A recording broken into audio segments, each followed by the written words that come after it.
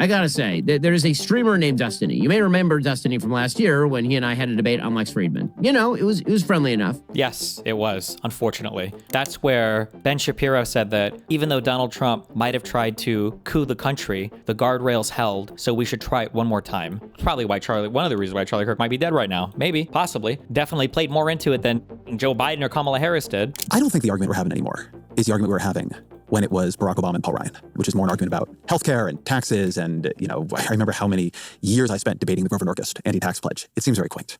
Now we seem to be having an argument about a more base layer of civilization, right? So how do you think the argument, at least on the right, has changed? The sense of threat has changed? Well, I mean, I do think that there's a very open debate now inside the right that didn't exist 10, 15 years ago.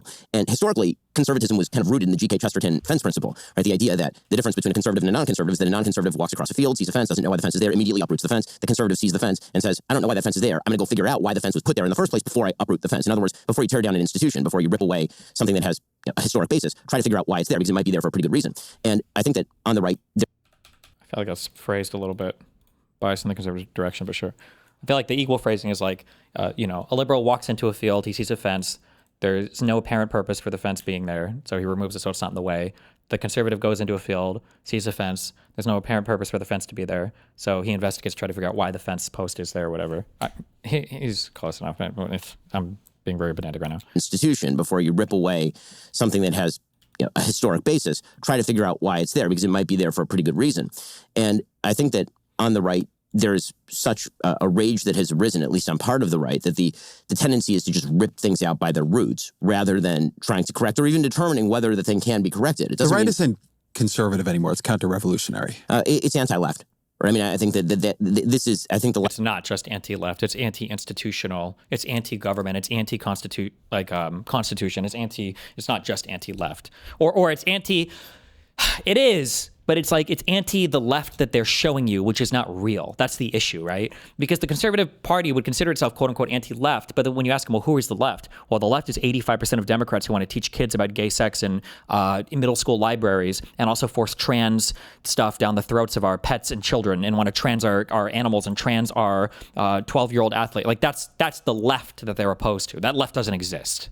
Left is anti-right and the right is anti-left. And I think that is, broadly speaking, a problem, right? I grew up as a sort of traditional seems wrong about the left to me. That they're anti-right? I don't think that what motivates Bernie Sanders is that he's anti-right. You don't like Bernie Sanders? Well, Bernie Sanders is not the mainstream left guy, though, right? I mean, he got a lot of support for his election thing, but still kind of like out of perimeter, I feel, of the party. But about that at some point here, the way you talk about it in the book. I despise Bernie Sanders, yes. Fair enough. Your politics are your politics. But Bernie Sanders is profoundly motivated by a desire to pass Medicare for all. I think that's right, he is not motivated in the way that, say, Tucker Carlson or some figures I see on the right are motivated by a sort of like a reaction. He's had the same politics but if we're speaking for decades and decades and decades. But you're speaking of one particular figure. I could name figures on the right who I think are motivated much more ideologically. If you're asking who represents the left in America, that would probably be the person. I think there's a case that Zoran Mamdani represents the left in America increasingly. I'd also say Zoran. Is this the conversation that? Well, fuck. But Ezra brought up Bernie Sanders, and I don't know if he should have, maybe. But now Mamdani is going to be the. Oh my God, bro! The New York City mayor is representative of the average aggregate opinion of all Democrats in the United States of America. Really? In particular figure, I could name figures on the right who I think are motivated much more ideologically. If you're asking who represents the left in America, that would probably be the person. I think there's a case that Zoran Mamdani represents the left in America increasingly. I would also say Zoran Mamdani is motivated by a desire to create free buses and rent freezes. I don't think that's right. Okay, so but let's stay on the right for a second. The counter-revolutionary side of it. What's the difference between being a conservative and a counter-revolutionary? Well, I think that being a conservative is rooted in basic principles: private property, rule of law, traditional virtue, localism, subsidiarity, balance of power among the branches of the government. Right? These were all the things that I grew up with as a conservative. And that's great, bro, but none of this has anything to do with the modern conservative party at all. It's not even remotely related at all. There's nothing to do. No one. And I think that, obviously President Trump is post-ideological, that is for sure. And what that means is that the right has become sort of a repository for anti-left feeling and is now a big tent. And the problem with the big tent is you let in a lot of clowns. And so, yeah, obviously. The problem is not that they've let in a lot of clowns. You are led by clowns. Donald Trump is the clown. There are tendencies on the right. I don't think it's the overwhelming majority of the right, but I think it is a growing tendency on the right to sort of react to. what percentage of Republicans now don't believe in the legitimacy of the 2020 election? What percentage of Republicans will support Donald Trump doing whatever the fuck he wants in terms of using the National Guard to go wherever the fuck he wants, or doing literally whatever he wants in terms of foreign policy, threatening allies with invasion? It's whatever. The world with a mentality of grievance that can then translate into a desire to rip things out by their roots. Compared to a decade ago, are you more or less comfortable on the right? I mean, in what way? I mean, how do you even have to think about this? If you were a neocon, how could you ever be comfortable with the right? Another reason why these conversations are so fucking boring is because Ben Shapiro is one of the leading figureheads of the right wing right now. And because I guess maybe this is just everything in politics, I guess. I'm glad I'm I nonpartisan media, so I have the opportunity to be flexible. I don't even know if these guys even have the backbone to guide their movement. He's a slave to whatever Donald Trump and the rest of the right says. I don't think he has the courage or the backbone or the integrity to oppose them on anything. So every fucking answer he gives has to be, well, how is the MAGA audience going to interpret this when I say this? And then everything is filtered through that. It's so boring. Oh, are you more or less comfortable on the right? I mean, in what way? I mean, I'm. You choose? Ideologically, I don't think I've moved very much. Probably over the course of my career, I started writing a syndicated column when I was 17, and so the dumbest things I said were probably between the ages of 17 and 20. Others may argue, but between the ages of 17 and probably 25. But my kind of root ideology has not changed very much in terms of being very free market oriented, being very hawkish on foreign policy, being in favor of traditional social policy. That really hasn't changed very much. I'm very comfortable with my own viewpoint. As far as do I see more opposition from people who identify as part of the right? Yeah, obviously there's a lot more opposition. It's a much more, it's a less unified movement ideologically, for sure. Let me try to characterize what I see the argument becoming here, but you can tell me the ways in which you think this is wrong. But this is sort of what I took from the book. That the claim of the right, you have one version of it, different right-wing thinkers have other versions of it, is that the left has turned against the foundations of Western civilization. That they've come to hate, that they now on universities teach their young to hate. Everything that made us great, and the virtues that made us great, strength, ambition, risk-taking, Judeo-Christian beliefs, and this fundamental civilizational inheritance. And so what's changed, it used to be a fight about policy, and now it's a fight about, is all this good or not? And that's... Was it a fight about policy under Obama? When McConnell said they were going to do everything they could to make him a one-term president and resist every single thing and be oppositional to every single thing possible. A much more fundamental kind of conflict. I mean, I think that's a relatively fair characterization, sure. And when do you think the topic changed? How would you describe the move from, let's call it the Reaganite right, or for that matter, the left of that era, or the Democratic Party of that era, to whatever you think we're in now? Sure. So I sort of have a grand unifying field theory of modern American politics, which is that the election that people don't care about is actually the most important election, and that's 2012. So in 2008, Barack Obama runs as unifying candidate. Like him or hate him, I didn't vote for him. I was not a fan. The Barack Obama ran as somebody who was, in his very personage, unifying America. There's no red America. There's no blue America. There was just the United States. There's no black or white America. There was just Americans. And the idea was that he was sort of the apotheosis of the coming together. He was going to be the culmination. There was just a first camp. Don't care about is actually the most important election. And that's 2012. So in 2008, Barack Obama runs as unifying candidate. Like him or hate him, I didn't vote for him. I was not a fan. The Barack Obama ran as somebody who was, in his very personage, unifying America. There's no red America. There's no blue America. There was just the United States. There was no black or white America. There was just Americans. And the idea was that he was sort of the apotheosis of the coming together. He was going to be the culmination of a lot of these strands of American history coming together to put to bed so many of the problems that had sort of plagued America over the course of our tumultuous history. And then he pushed a fairly rote left-wing agenda with regard to, for example, Obamacare, the reactions which of the he Tea ran Party. On. Right, that was not a hidden part of his 08 campaign. No, for sure. But that's not why people voted for him predominantly. His overwhelming victory, I do not think, was due to his support for a much more government-involved healthcare system. Democrats have been running on that my entire life. I mean, you can go all the way back to Hillary Care, and they were trying to run on that back in the 90s. So something changed, and it wasn't Obamacare per se. So he runs, he wins, Obamacare happens, there's a big blowback in the form of the Tea Party. The great unifier. Did Obama call himself that, or was that Rush Limbaugh's nickname for Obama? I'm trying to remember if I'm hallucinating this or not. Where Rush Limbaugh would always say, the great unifier. Am I making this up? Or did Obama call himself that? The great unifier? Why is Cenk attacking you? I thought he hated MAGA as much as you. No, Cenk and Anna are MAGA sucks, bro. What are you talking about? And he reacts to that by essentially polarizing the electorate. He decides that instead of kind of broadcasting to the general electorate a sort of optimistic message about America, that he is going to narrowcast his election in 2012. He's going to base it on much more identity groups rooted politics. He's going to appeal to Black Americans as Black Americans and gay Americans as gay Americans and Latino Americans as Latino Americans. And there are a lot of articles coming out at this time about essentially demographics is destiny, and there's going to be a new minority-majority coalition in the United States. And Mitt Romney, who is the most milquetoast and probably, I'd say, personally clean candidate in my lifetime, he is characterized as a person who forcibly cuts the hair of gay kids and straps dogs to the top of his car, and he might put you all back in chains, as Joe Biden said during the campaign. And Mitt Romney loses. And I think that the parties take away from that precisely the wrong messages. They take away the same message, but then they manifest it differently. The message taken away by the Democratic Party is we have an unbeatable coalition, this new coalition that Barack Obama has forged in 2012, in which he lost votes from 2008, but he still maintained a very solid majority. This is the way forward. Right? We will never lose again because we will be able to cobble together a majority-minority coalition, some college-educated white people, particularly female, and we're never going to lose again. And Republicans took away exactly the same message, which was no matter how milquetoast we run, no matter how clean the candidate, we're going to get ripped up and down, and we're going to lose. We're just demographically losing the argument.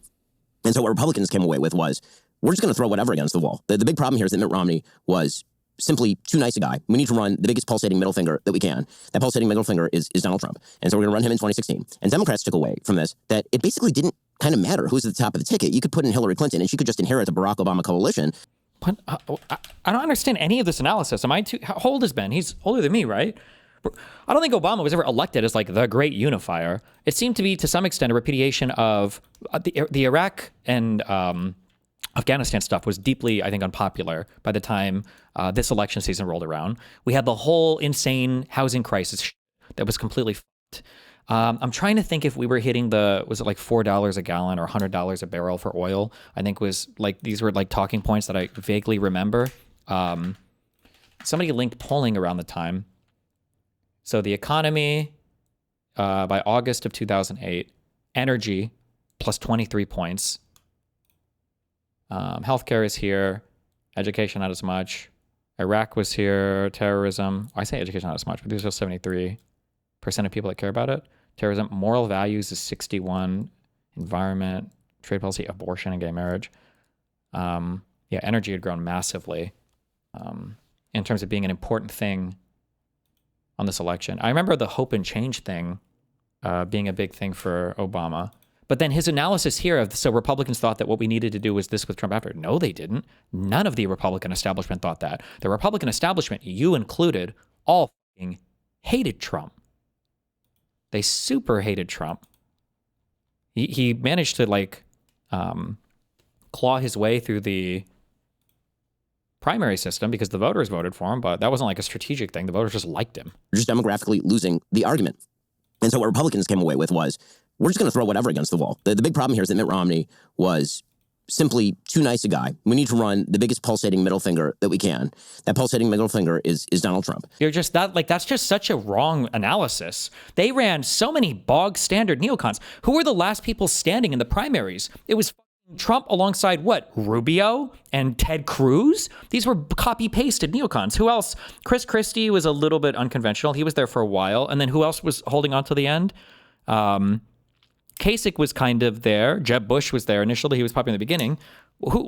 This idea that they chose Trump? Okay. And so we're going to run him in 2016. And Democrats took away from this that it basically didn't kind of matter who's at the top of the ticket. You could put in Hillary Clinton, and she could just inherit the Barack Obama coalition because that was the new Democratic coalition. And then this feels to me, without going too deep into it, this feels to me like a more narrow argument of political strategy. I don't even totally disagree with it. I do think that the Democrats' embrace of a demographic triumphalism was pretty disastrous. And I would obviously, predictably, put more weight on what the right is doing.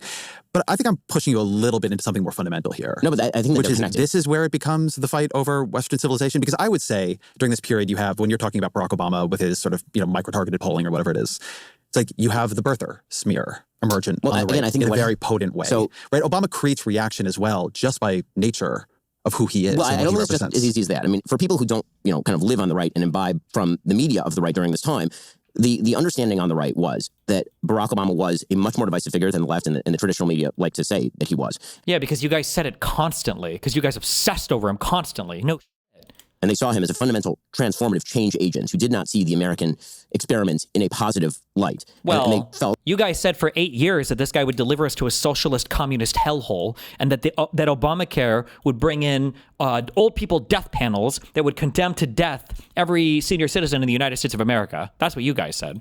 the right, and I sort of agree with this, that he was dissimulating, that he was dissembling, that when he was saying that all the sort of positive, sunny, optimistic vision of America, that what he actually meant was the Cairo speech, where America was sort of a sinner in the Middle East, and that his view of American history was much more along the lines of what he said about Henry Louis Gates or Trayvon Martin than it was along the lines of there's no white America and black America, there's just Americans. And so the reaction of the right was, okay, this is an interest group-based politics that does not particularly like the founding, and we are going to react to that with Trumpism. So if you understand Obama... Nobody wanted Trumpism, bro. Somebody linked this. Even you didn't want Trumpism, bro. Why is he pretending this? March 4th, 2016. I stand against the establishment that sowed the seeds of Trumpism. I stand against the Republican Party that insists that victory matters more than principle, because victory without principle isn't just meaningless. It's counterproductive to my belief system. Hashtag never Trump. He also had a lot of mean things to say about Trump in 2021 after he lost. Again, like, what do you mean? The establishment did not want Donald Trump. Trump just managed to fight his way through the primaries and win. But all the Republican establishment hated this guy. And Biden, more from the left. What are the moments in those presidencies that the people on the right are radicalizing, right? That sort of differ from how differently you see them from maybe how I do? Well, I think that for President Obama, I think the left perceives the Obamacare moment as the moment that the right sort of radicalized. And I don't think that that's actually right. I think the bitter clingers comments were a big one. That was in the 2008 election. I think the what? That's actually right. I think the bitter clingers comments. The bitter clingers comments. Oh, the ones that you guys took out of context that even J.D. Vance was able to more accurately summarize. They took, yeah, he's right. But in a way, Ben Shapiro's right. You guys grab onto singular comments, right? You grab onto these one things and then you blast it all over your media. Like Obama is attacking guns and religion. And then that's all you guys fixate on. It's so funny that in a very ironic way, he's accurately summarizing the stupidity of his entire political aisle. Were a big one. That was in the 2008 election. I think the Henry Louis Gates statement. Recently, Professor Henry Louis Gates Jr. was arrested at his home in Cambridge. What does that incident say to you, and what does it say about race relations in America? In which he suggested that the officer had acted stupidly and then sort of linked that with racial discrimination in the past. I think it's fair to say, number one. Just this, one of the biggest issues, there's an issue, okay, with, especially going back a little bit more in the past, okay? Maybe it's not quite the same today, but I'm sure it's still a lingering issue, okay? When you are black, you will always be black, and you will never escape that blackness, okay? People will always look at you, and people that don't like black people will never like black people. It doesn't matter how much money you have. It doesn't matter how prestigious you are. Hopefully I'm not mixing this up. This was an event where was it a Harvard professor was trying to get into his own house, and somebody called the cops on him, and I think the cops showed up and arrested him, right? Is this the event that I'm remembering? Correct me if I'm wrong. This epitomizes the fear of black people in terms of like, oh, so you're always an N-word to these guys. And yeah, this was a super heated moment. I think a lot of people felt very strongly about this when it happened. If this is what I'm remembering. Henry Louis Gates. Let me make sure I have American literary critic, professor, historian, filmmaker, who served as the Alphonse Fletcher University professor and director at the Hutchins Center for African and African American Research at Harvard University. He's a trustee of the... Okay. And then he was this here? On July 16, 2009, following a trip to China, Gates returned home to his residence in Cambridge, Massachusetts, near Harvard Square. The front door was jammed. His taxi driver attempted to help him gain entrance. A passerby called police, reporting a possible break-in after describing to 911 an individual forcing the front door open. Cambridge police officers were dispatched. Following a confrontation, Gates was arrested and charged with disorderly conduct. Prosecutors later dropped the charges. Then Barack Obama, oh, I remember this, acted stupidly. He said that they acted stupidly. And people lost their fucking mind over this. So cringe to me how they went so ape for this. Sorry. Acted stupidly and then sort of linked that with racial discrimination in the past. I think it's fair to say, number one, any of us would be pretty angry. Number two, that the Cambridge police acted stupidly in arresting somebody when there was already proof that they were in their own home. And number three, what I think we know separate and apart from this incident is... Was there a comic or a meme? Is it a Dave Chappelle thing I'm thinking of? This N-word broke in and look at this. He hung up pictures of his own family here. Was this a Dave Chappelle sketch? And number three, what I think we know separate and apart from this incident is that there is a long history in this country of African Americans and Latinos being stopped by law enforcement disproportionately. And that's just a fact. The Trayvon Martin situation was quite polarizing, for sure. But my main message is to the parents of Trayvon Martin. If I had a son, he'd look like Trayvon.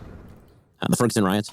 Imagine going to any Obama speech and these are radicalizing you as a conservative. Meanwhile, Donald Trump is out here saying the most unhinged ever constantly. And these clowns are like, oh, well, that's just Trump. He just jokes, LOL. He just said, this is the party of we take him seriously, not literally, over and over and over again. Those, I think, would be sort of the biggest examples of... And those are his, in an interview, sit-down interview with Ezra Klein. These are Ben Shapiro's biggest examples of why they didn't like him. Not even policy-oriented, not even government-oriented, theory of government, nothing like that. Just these comments on racial stuff. Of Barack Obama kind of setting off the right, so to speak. It's interesting you choose those. I mean, those are... Those are a few words, singular statements that weren't followed up by any aggressive executive action, DOJ action, crazy policies, sweeping changes to the structure of government. Doesn't that make you sound kind of unhinged, Ben? Mostly first rhetorical examples. It's like, take the bitter clingers comment, because I actually think about this one a lot, right, where he gets caught on this, he's on tape. You go to some of these small towns in Pennsylvania, a lot of small towns in the Midwest. Yep, the jobs have been gone now for 25 years and nothing's replaced it. And they've gone through the Clinton administration and the Bush administration. And each successive administration has said that somehow these communities are going to regenerate, and they have not. So it's not surprising then that they get better. They cling to guns or religion or antipathy towards people who aren't like them. Right? Sorry, you guys are saying 2008 Mike. This is secretly recorded from some donor dinner.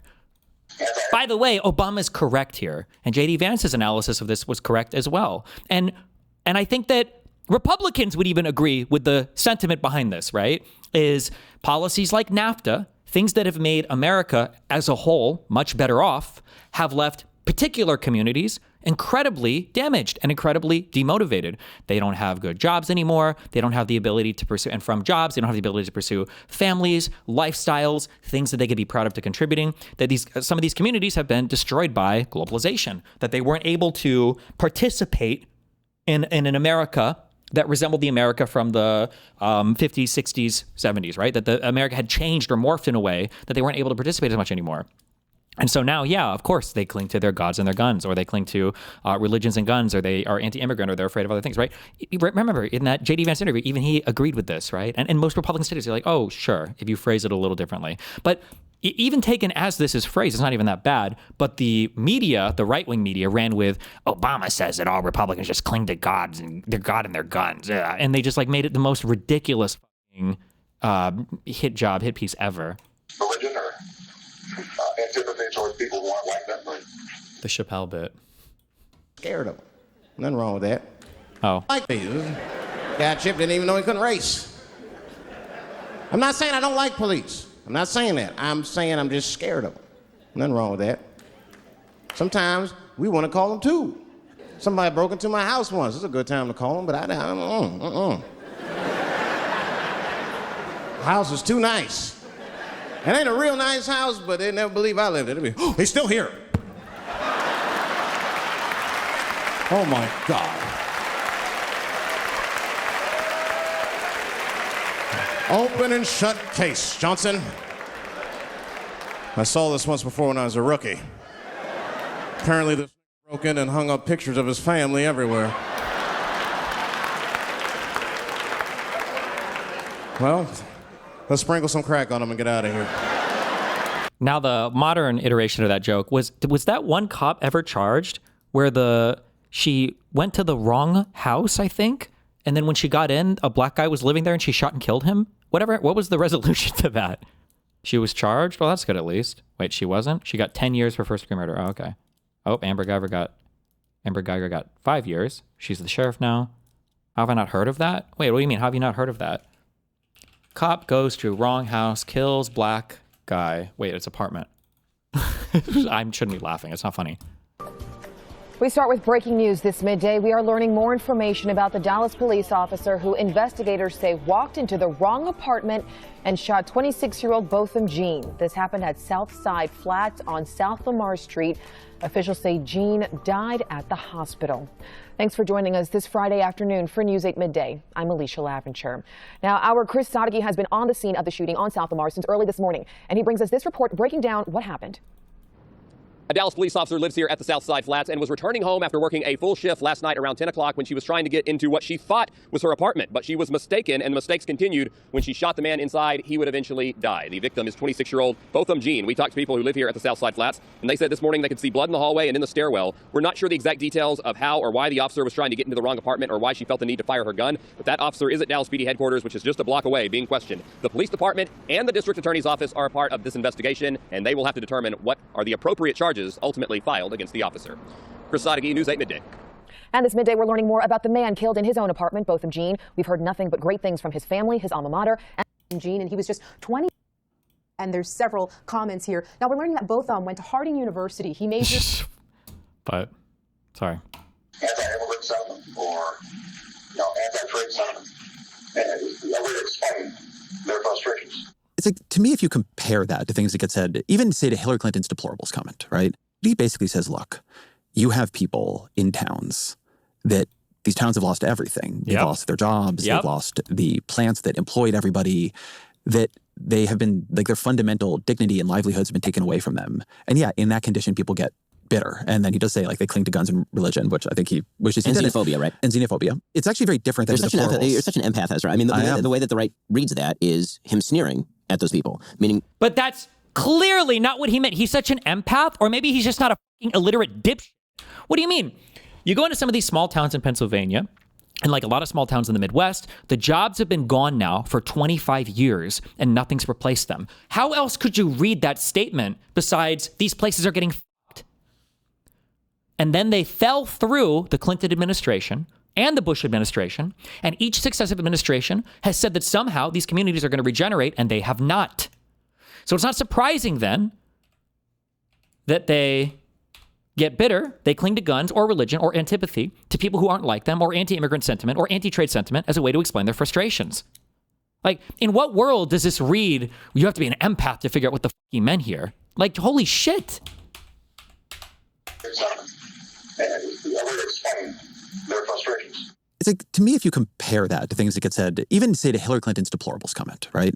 He basically says, look, you have people in towns that these towns have lost everything. They've lost their jobs. They've lost the plants that employed everybody, that they have been, like, their fundamental dignity and livelihoods have been taken away from them. And yeah, in that condition, people get bitter. And then he does say, like, they cling to guns and religion, which I think he wishes he didn't. Xenophobia, right? And xenophobia. It's actually very different than you're such an empath, Ezra. I mean, the way that the right reads that is him sneering at those people. Meaning, if they only weren't xenophobic and religious and hollowed out by life, then they would totally buy into what I'm selling them. Like this is not good faith. I hate Ezra Klein. I'm sorry, I don't hate Ezra. I love Ezra. I'm sorry. This is not good faith. This isn't real. This isn't even the same Ben Shapiro of like 4 years ago or 8 years ago, or 12 years ago. This is not a real interpretation of that statement. Now we're being asked to pretend.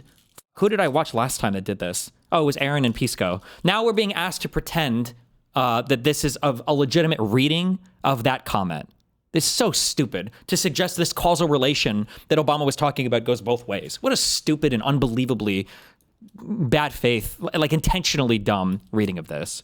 Xenophobic and religious and hollowed out by life, then they would totally buy into what I'm selling them. And I think that this also meshes very well with what the right tends to think. He's saying that we have failed them, right? That they wouldn't just buy into what he's selling them. He's saying that, like, the left has, like, abandoned these people. But I will not fail these people. And if I were given the power, then I would fix all of their problems. And really, they fix them how, Ben? Fix them how? By getting rid of their racism or by providing them with jobs? He just said every administration, successive administration, failed those people. Fix them how? If they only understood how much I could fix their problems, then and what's keeping them from doing that, the reason they won't embrace me, it's what I would say is this is the mirror image of how the left viewed what Mitt Romney was saying about the 47% of people who would never vote for him. So people on the right read that like, okay, there's a bunch of people who aren't paying taxes. They're unlikely to vote for a person who's going to lower taxes. And people on the left read that as he's sneering at people who are not paying taxes. Right? And so I think that there is that element here. It's also the other couple of examples you give are interesting for just being about race, right? And again, the racial issue here, yes, like. Again, the polling data here is very, very clear. Racial relations in this country got markedly worse in 2013, 2014, 2015. But is that because Barack Obama should have been more positive on what happened to Trayvon Martin or what happened in a very different way to Henry Louis Gates, or because it was hard for people to hear, like, yeah, if you're a black man and you see these, your interpretation is, yeah, like, we get hassled by the cops often for no reason in a way that white people don't really understand, or my son could have been Trayvon, right? You know, when Trayvon Martin was first shot, I said that this could have been my son. Another way of saying that is Trayvon Martin could have been me 35 years ago. And when you think about why, in the African-American community at least, there's a lot of pain around what happened here, I think it's important to recognize that the African-American community is looking at this issue through a set of experiences and a history that doesn't go away. Like, wow, what a crazy offensive statement he just made there. Unbelievable how disgusting that statement was that Obama made. But what would happen is one or two words for this would get clipped and then ran nonstop on O'Reilly, on Hannity. Glenn Beck would connect it to the communists. Rush Limbaugh would amplify it to the morning crowd. Michael Savage would scream at callers talking about it, trying to defend the comments. And then the conservative media would amplify this nonstop. And so they had you convinced that they wanted all of you to be turned into Zimmermans and arrested just for bravely defending innocent people from evil Trayvon Martin. It's just like so stupid. There are very few African-American men in this country who haven't had the experience of being followed when they were shopping in a department store. That includes me. I understand that is also an expression of pain, right? An effort to try to like build a bridge. It's very hard for you to imagine and Donald Trump doing the Henry Louis Gates, the beer summit, as it got called, where he had the cop and Gates to the White House at the same time. It's hard for me when I look back on that. Oh, shit. Wait, I didn't even remember that. Obama invited both the cop and the...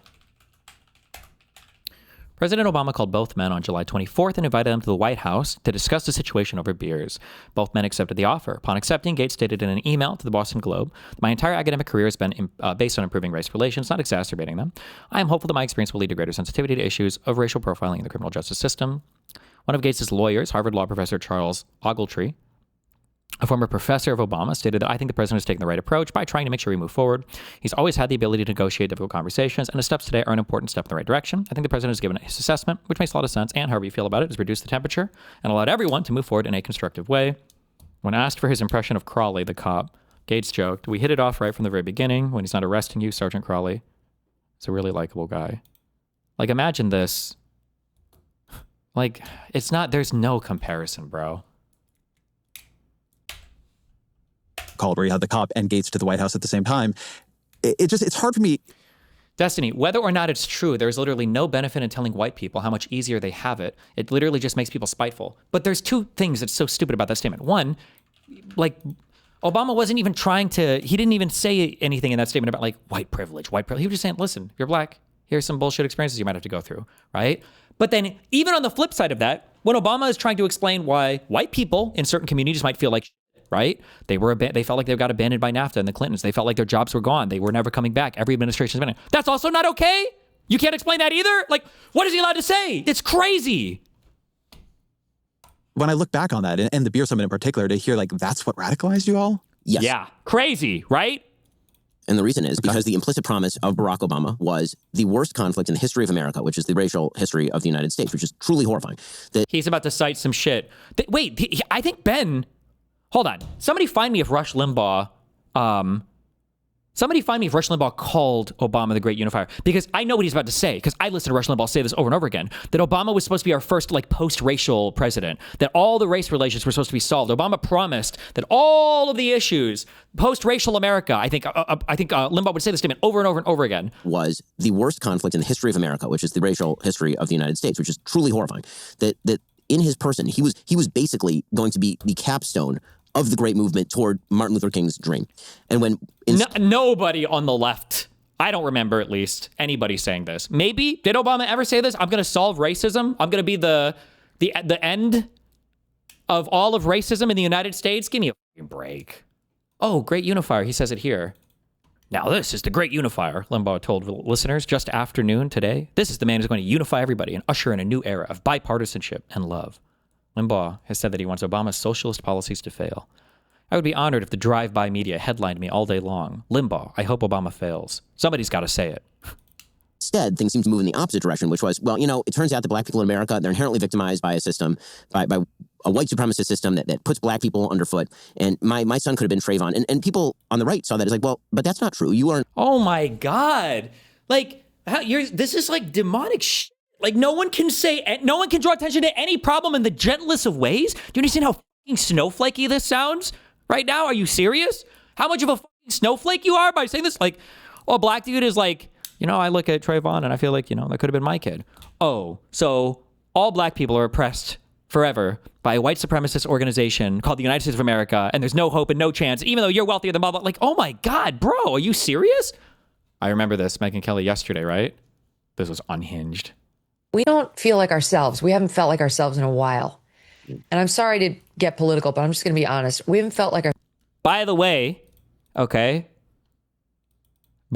because people like Wick would be saying things like, oh, well, maybe Joe Biden and the left, maybe they went too hard on the Republicans, or maybe they were, Biden could have phrased the thing or worded it better. Well, apparently all the attacks on Joe Biden didn't work, because now we're hearing more about who? Obama. Now we're going back to Obama.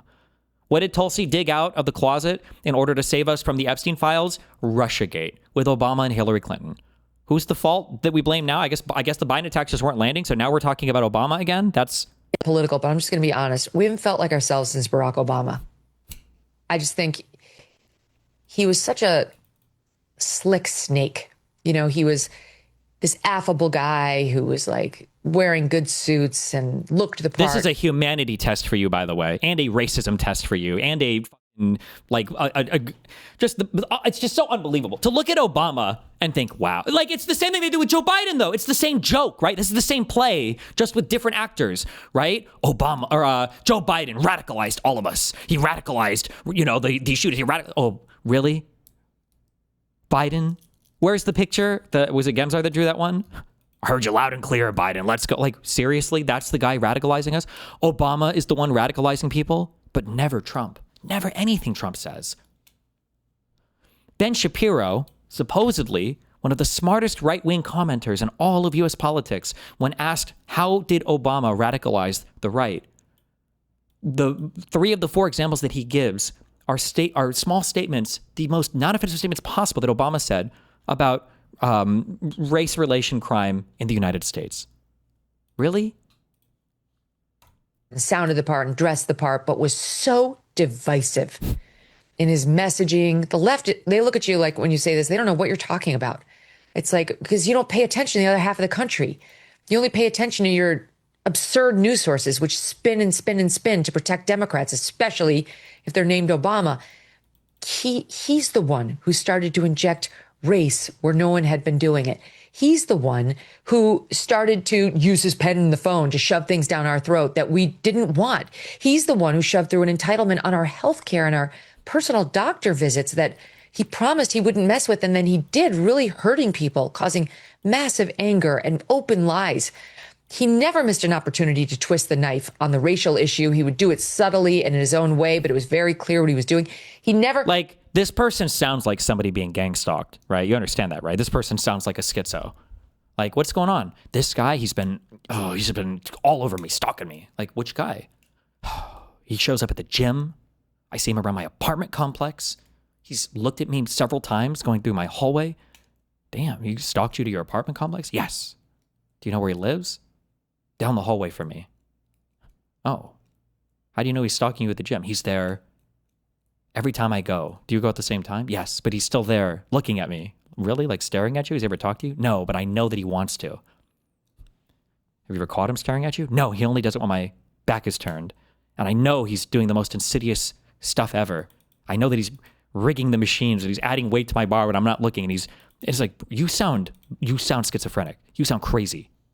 He never, like, the United States politics had no race at all involved until Obama brought it in. We're scared. Flashback to McCain in 2000. McCain ran in 2008, right? Or was McCain 2012? Wait, when did McCain-Palin run? It was 2000. Okay, yeah, Romney was the second time. Okay. We're scared of an Obama presidency, and I'll tell you why. Oh, so set up here. Sorry. I'm concerned about someone that cohorts with domestic terrorists such as Ayers. I have to tell you, Ben Ayers, that's the Weather Underground. I only know that because I remember hearing my mom repeat this conspiracy constantly. That Obama was working with terrorist groups and shit all the time, and invited this guy to the White House because he wanted to blow up all of. Oh wait, is it Bill Ayers or whatever? This guy was related. He was with the Weather Underground, right? I just remember hearing that Weather Underground comment so many times. he is a decent person and a person that you do not have to be scared as President of the United States. Now, I just... Like... What? Not have to be scared. He didn't say that Obama had good policies, that we agree with this policy. He just said you don't have to be scared of the black man. I'm sorry, Barack Obama being president of the United States. With domestic terrorists such as Ayers. I have to tell you, he is a decent person and a person that you do not have to be scared as President of the United States. Now, look, I got to ask you a question. I do not believe in, I can't trust Obama. I have read about him, and he's an Arab. He is not, no. That was enough back then to not trust somebody, by the way. No, ma'am. He's a decent family man, citizen that I just happen to have disagreements with on fundamental issues, and that's... This is the kind of leadership that you would need to see in your party. People like McCain, people in the media. You would need to see people like us. People like to spin this and meme this. I can't tell if you guys are retarded or not, if you're just memeing, where he's like, no, he's not an Arab, he's a decent man. He wasn't saying, no, he's not an Arab. He was just saying, no, I know Obama. He's a decent man, he's a family man. That's what he's saying. But that's what this campaign is all about. He's not. Thank you. Thank you. For the first time, we had a president who weighed in on legal cases before they'd played out. We never did that. That was a taboo that had never been crossed before him. And Donald Trump was the reason Barack Obama, reverse that. Barack Obama was the reason Donald Trump came about, that he was born as a political figure. They say Trump's divisive. He was the antidote. He was the answer to the divisiveness of Barack Obama. And we just haven't felt like ourselves for years now. Anyway, what a crazy... Somebody said that the comments on this upper class black make you feel more sane. Ezra, the leaders of the Republican Party declaring war are not the same as rando Twitter accounts posting memes. No significant figures on the left did anything of this kind. Terrible, weak equivalents. Oh, no. Does Ezra both sides of this? Well, I'll keep watching. But the fact that Ben never actually answered the question about what his red line would be from Trump. They never answer this because they can't. The reason why they can't... Well, actually, I'll wait till I watch it. But the reason why they won't answer it is because they know that they have none. And they don't know what they can say that Trump won't go over the line on. And my son could have been Trayvon. And people on the right saw that as like, well, but that's not true. You are an upper-class black man who is living in the White House. And unless your son was mistaken for a prowler going around at night in a neighborhood, then no, that actually wouldn't happen to your son. In fact, you have 2 black daughters, and that stuff has never happened to them. So the sort of Michael Brown and Ferguson, the idea that when the president went out and he said that people wouldn't just make this up, right? And it turns out actually that a lot of it was made up. Right? It kind of sounds like that the interpretation of Obama, at least to you, was that if he's elected, we'll agree we've gotten past all this. Like, it's supposed to make us feel better. Well, and then when it didn't, like, that was understood as the betrayal of a promise. Well, I mean, again, that is how I feel better. If he's elected, we'll agree we've gotten past all this.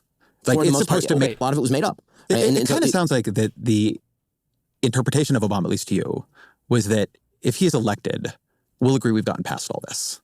Like, it's supposed to make us feel better. Well, and then when it didn't, like, that was understood as the betrayal of a promise. Well, I mean, again, that is how I think most Americans saw it, including black Americans. That was a widespread sentiment. That black people in the United States thought that with the black president, the racial issues had been solved? I am so sorry. I would like to formally rescind every single compliment I've ever given Ben Shapiro on his intelligence. Whether he ever was smart or not, it's all gone. That I can't. What an unbelievable statement. What? What an unbelievably fucking stupid statement. This guy's mind was rotted by conservative media.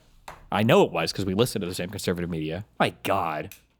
And that is how I think most Americans saw it, including black Americans. That was a widespread sentiment, not just among white Americans, among black Americans, is that something had gone radically wrong in 2013, 2014. So something happened. And this was an argument that was made by legacy media a lot, which was that the real reason people were so exercised about Obamacare wasn't because they really cared about Obamacare. Right? It was really because there were a lot of bitter clingers out there who, were clinging to their God and their guns and their xenophobia, and they didn't really like the black president. And what, that God and guns quote was from 2008. He wasn't even president yet. Wait, what is this guy talking about? It's really because there were a lot of bitter clingers out there who, were clinging to their God and their guns and their xenophobia, and they didn't really like the black president. And if a white president pushed Obamacare, then probably they probably had some problems with it, but they wouldn't have gone crazy like this. I mean, these people. I can tell you there's actually, you were saying there's evidence on this. There was a lot of polling on this, on how attitudes on race correlate with attitudes about Obamacare. I mean, that may be the case, but the point is that the perception by people who were not actually picking on Barack Obama because of his race, but were picking on him because of his politics, was that suddenly everything was being refracted through a racial lens. Wait. Barack Obama because of his race. The point is that the perception by people who were not actually picking on Barack Obama because of his race, but were picking on him because of his politics, was that suddenly everything was being refracted through a racial lens. You literally just said that your biggest problems with Obama, you brought up healthcare as one example, and every other example was just a Barack Obama comment about like a thing that had happened in the United States. How can you claim that it was his politics that you were opposed to? Ezra should push him policy-wise. What are some things that you were super opposed of then? You said you're a hawkish man, right? Wasn't the Obama State Department, wasn't the Obama government like fairly hawkish, right? You remember the whole fucking Libya shit? Remember that? Was the Obama, White House not relatively forward, stuff related to Syria? Like, would you wanted more? Like, I hope they talk policy more. How do you understand the birther thing? So the way that I understand the birther thing, in terms of, you mean the public resonance of the birther thing on the right? I mean that you have a black president, and there is a wildfire-like theory that he's actually born in Kenya. Dinesh D'Souza does a whole movie about this, or documentary, whatever it was. To be fair to Dinesh, she doesn't actually claim that Obama was born in Kenya in the documentary. Donald Trump is a prime pusher of this, yes. Right? That felt... that's a combination of two things. That's a combination of two things, I think. Really, if you're going to try to intellectualize it, and again, you're intellectualizing... Well, I'm not trying to intellectualize it. What I am... Donald Trump is a prime pusher of this, yes. Right? That felt... that's a combination of two things. That's a combination of two things, I think. Really, if you're going to try to intellectualize it, and again, you're intellectualizing... Well, I'm not trying to intellectualize it. What I am saying is that people were not saying that Bill Clinton was not born here. They need to show his birth certificate. They need to prove his Americanness. Well, so I will say that I think that part of it was the same instinct that led people to say that Donald Trump was a Russian agent, meaning I don't... Dude, I can't. I'm going to hate Ezra. I don't want to hate Ezra. Don't make me hate Ezra. Please don't make me hate Ezra. This is the conversation that I had with Ben Shapiro, except even gentler. I don't understand where this person is coming from. I don't understand what their philosophy is. I don't understand why he's thinking the way he's thinking. It must be that he's not from here. You don't understand why people might think that Donald Trump was lukewarm with Russia after he lied about the meeting that several of his campaign surrogates, and I think his son, or was it Kushner, had a meeting with a foreign Russian agent inside of his own tower and lied about what that meeting was about until the media dug through it and finally got them to admit that it was to dig up dirt on political opponents. You think that it's the same thing driving people to wonder about Trump being a Russian agent when Russia literally hacked DNC servers and had the emails as our headlines for 6 months or whatever in that fucking election cycle, when Donald Trump publicly called for Russia to leak the 30,000 emails saying they'd be rewarded greatly by the press, when Roger Stone was admitted to communicating with the actual Russian hackers on Twitter at the time the media releases it to the press, like, how is this even remotely? You can say, if you want, you can say that I think that the Russia stuff was ultimately nothing, fine, stupid, but fine. But to claim that that's the same type of thing, that people that thought that the Russia with Trump was really weird compared to that's the same thing as the people who were obsessing over Barack Obama's race or whatever. Intellectualize it, and again, you're intellectualizing. Well, I'm not trying to intellectualize it. What I am saying is that people were not saying that Bill Clinton was not born here. They need to show his birth certificate. They need to prove his Americanness. Well, so I will say that I think that part of it was the same instinct that led people to say that Donald Trump was a Russian agent, meaning I don't understand where this person is coming from. I don't understand what their philosophy is. I don't understand why he's thinking the way he's thinking. It must be that he's not from here. So I think that there was some of that. In the same way that the left did I don't understand who this Trump guy is. I don't understand why he's saying what he's saying. It must be that he's a paid Russian agent. So which similarly spread like wildfire was not race-based, right? And then I do think that there was an element of, he has a very, Bro, kill me. Eclectic background. Right? When he was growing up, he grew up in Hawaii. He spent time in Pakistan. He writes in Dreams for My Father. What's Donald Trump's background? The billionaire real estate developer? Like, what? Or about his feelings of kinship in Kenya. And then his first big sort of address as president of the United States, he goes to Cairo for the so-called apology tour. Assalamu alaikum. Where he's talking about the evils of American policy in the Middle East. The relationship between Islam and the West includes centuries of coexistence and cooperation, but also conflict and religious wars. More recently, tension has been fed by colonialism that denied rights and opportunities to many Muslims, and a Cold War in which Muslim-majority countries were too often treated as proxies without regard to their own aspirations. And people go, well, this doesn't seem like super, kind of homegrown. Now, I'm saying this as somebody... To strengthen relationships with countries in the Middle East? Who never bought into the birther crap and thought that it was horseshit from the beginning. But if you're asking me where the sentiment comes from, I think it came much more from the ideology as opposed to the race. Now, again, is there a combo between background there? Sure. Can you make the argument that there was a racial component?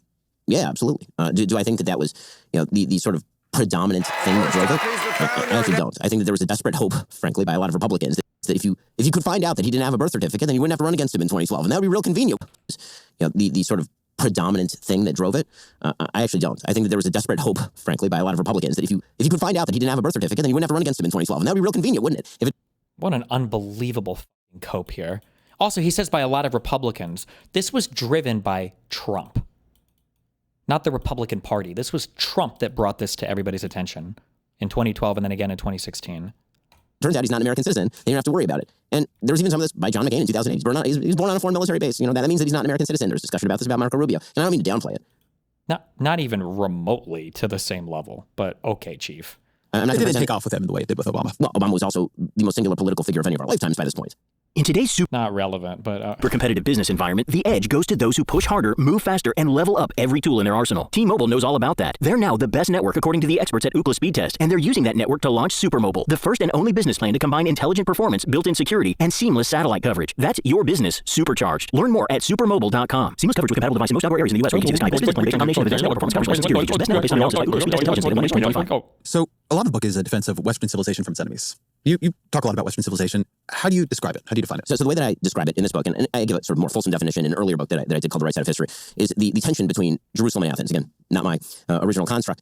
That's a division that goes very early on to Tertullian. But the sort of idea of a biblical heritage combined with Greek reason and the tension between them. They don't easily fit together. And so what you see over the course of Western history is this tension. Sometimes it moves in the direction of sort of biblical theocracy, which you can see in European history. Sometimes it moves more in the direction of reason. But if either comes on board from the other, you end up with a pretty bad thing. Right? If you end up with a full biblical theocracy, bad. If you end up with a fully amoral, rationality-based system, also bad, which is the history of the mid-19th to mid-20th century.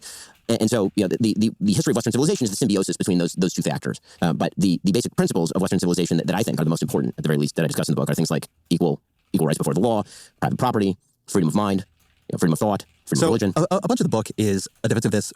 When I tried to think through who's the enemy in this book, right? A lot of it to me was the academic left, let's call it.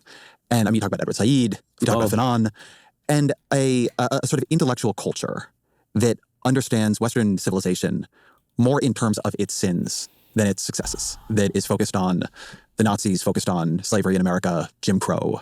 That this sort of goes back to what I was saying earlier, that I think a lot of the debate, Trump is very much part of this. This is one which is not post-ideological. Yes. It's about, are we fundamentally good or are we fundamentally bad? Right, no, that's right. Good but flawed, or evil, but sometimes we do the right thing. I think that's right.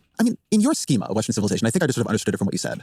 But these are big things, right? The Nazis, a lot of 19th century, 20th century wars in Europe, slavery in America, Jim Crow. Where do they fit? Well, they fit. First of all, there's sort of two contexts. There's the global context of all of these events happening. There's the global context of fascism in the 1930s, if you're going to talk about Nazi Germany, in which you would also have to include Eastern fascism, because Japan was a fascist state that killed somewhere between 20 and 30 million people. Lots of fascism in the 1930s. Yes, exactly. And not unique to Western civilization. And slavery, also not unique to Western civilization. But in that way, reason is not unique to Western civilization. There's a lot of, once you start doing that. I didn't say that reason is unique. I said that the tension between sort of biblical values and reason is unique to Western civilization and manifests in different historical ways. And I can argue that those are not contingent, that they could have arisen anywhere, but I think that's kind of a difficult argument. You can make the argument Magna Carta could have happened anywhere, but it didn't happen just anywhere. It happened in a particular time, at a particular place, for a particular reason or set of reasons, and then it evolved in a particular direction. So, like it or not, that's how history happened. And so acknowledging that's how history happened, and so maybe that has something to do with, all the wonderful things that we see in our civilization today, I think would be a good move. That doesn't mean that we shouldn't acknowledge sins of the past by any stretch of the imagination. We absolutely should, and then we should work. I feel like, I don't know my history well enough to say 100%. But I feel like you go through these like stages of evolution in society. And when we talk about all the great stuff, when we talk about like, reason and electricity and all the inventions and the modern governance and everything, you can say that these happened in places that were like Christianity was, but like, didn't a lot of this stem from the age of like Enlightenment and everything, which was largely kind of a rejection of the more fundamental Christian values and more kind of like secular approaches to thought and arrangement of society? Like, there's a reason why the United States of America is not strictly, it's not really a Christian country as laid out in our founding documents or anything. Like, I wouldn't say maybe that religious values had nothing to do with that, like at least the values there or whatever, but I feel like skipping over that is a tad deceptive, I think. Move. That doesn't mean that we shouldn't acknowledge sins of the past by any stretch of the imagination. We absolutely should, and then we should work to fight the obliteration of attempts not to remember that sort of stuff. Is why you see, I think, a lot of, not to get into sort of contemporary politics, but you see a bizarre amount of arguing past one another on some of these issues. President Trump, when he's talking about how slavery ought to be taught at the Smithsonian, for example. Well, we want the museums to treat our country fairly. We want the museums to talk about the history of our country in a fair manner, not in a woke manner or in a racist manner, which is what many of them, not all of them, but many of them are doing. Our museums have an obligation to represent what happened in our country over the years, good and bad, but what happened over the years in an accurate way. I think that the way the left interpreted him talking about that was saying slavery shouldn't be taught at all at the Smithsonian. The way the right interpreted that was, we should talk for sure about slavery at the Smithsonian, then we should talk about how slavery ended. We should talk about the Civil War, and we should talk about what was the rest of the globe doing about slavery at that time. Like, that's such an unfathomably charitable reading of everything that's being said there. Like, give me a fucking break. Oh my God, it's such a joke. These are the people that we're supposed to have honest conversations with. Like, he's not a real interlocutor here. This is an act. Is Ezra aware of it? Like, this guy's putting on a play for you to defend his political movement and to defend his business. A little bit of comparison would be good, because to be grateful for the things you have, you also have to look at, how things are going for everybody else at the time. You touched on this at the beginning, but what is a scavenger to you? Who are the scavengers? So the scavengers are groups, ideologies, people who are fundamentally driven by envy and therefore externalize all the problems in their life toward a system that they blame as oppressive. How does this not map on? They're driven by envy. What does Donald Trump talk about more than anything else? It's about how everybody else is stealing from you. Other countries are stealing from us. That's why we have to get rid of the trade deficits. Immigrants are stealing from you. That's why we have to block all the illegal immigration coming from this country. The elites are stealing from you. The deep state is stealing from you. Everybody's taking and stealing. Like, America's the loser. We're the loser country for the rest of the world. We're going to make us a winner from everybody else. How is this not like NATO is taking advantage of us? NATO is stealing from us. How is that not? Maybe he'll agree it is. I don't know. Mentally driven by envy, and therefore externalize all the problems in their life toward a system that they blame as oppressive, and then seek to tear down that system wholesale, without even necessarily a plan for replacing it. The thing that really matters is that the system be torn down. And in the book, I talk about sort of what personality types are most common, relying on the work of people like Eric Hoffer. I talk about sort of why it seems to arise from upper middle class people, particularly in the West. The sort of groups that I break it down into are what I call barbarians, meaning sort of using the traditional barbarians the gate euphemism. The idea that Destiny is one of the few liberals with fucking balls, said one guy. The guy right above him said, I remember when Destiny was kind of interesting. His takes are so predictable now. Base. Thanks. This is what Ben Shapiro was saying about President Obama during 2010. President Obama is, however, a man who embodies all the personal characteristics of a fascist leader, right down to the arrogant chin-up head tilt he utilizes when waiting for applause. He sees democracy as a filthy process that can be cured only by the centralized power of bureaucrats. He sees his presidency as a Hegelian synthesis, marking the end of political conflict. He sees himself as the embodiment of the collective will. No president should speak in these terms, not in a representative republic. Obama does it habitually. Oh my God. There are people from outside the civilization who believe that the United States or Western civilization or Europe is predominantly responsible for all the things wrong with their civilization, and that therefore the only way to regain your innate manhood, your innate nature, is to destroy and to tear everything down. And here, obviously, you mentioned Fanon. I cite Fanon pretty richly here, but I also cite Sartre, who I think is significantly worse than Fanon. At least Fanon is justified in his opposition to colonialism in Algeria. Sartre is a true nihilist and says that essentially the West should import its own destruction as a sort of way of doing recompense for all of its sins. And then you have what I call the looters, people who believe that the systems of free markets, capitalism, private property, that these things are innately impoverishing and thus need to be abolished.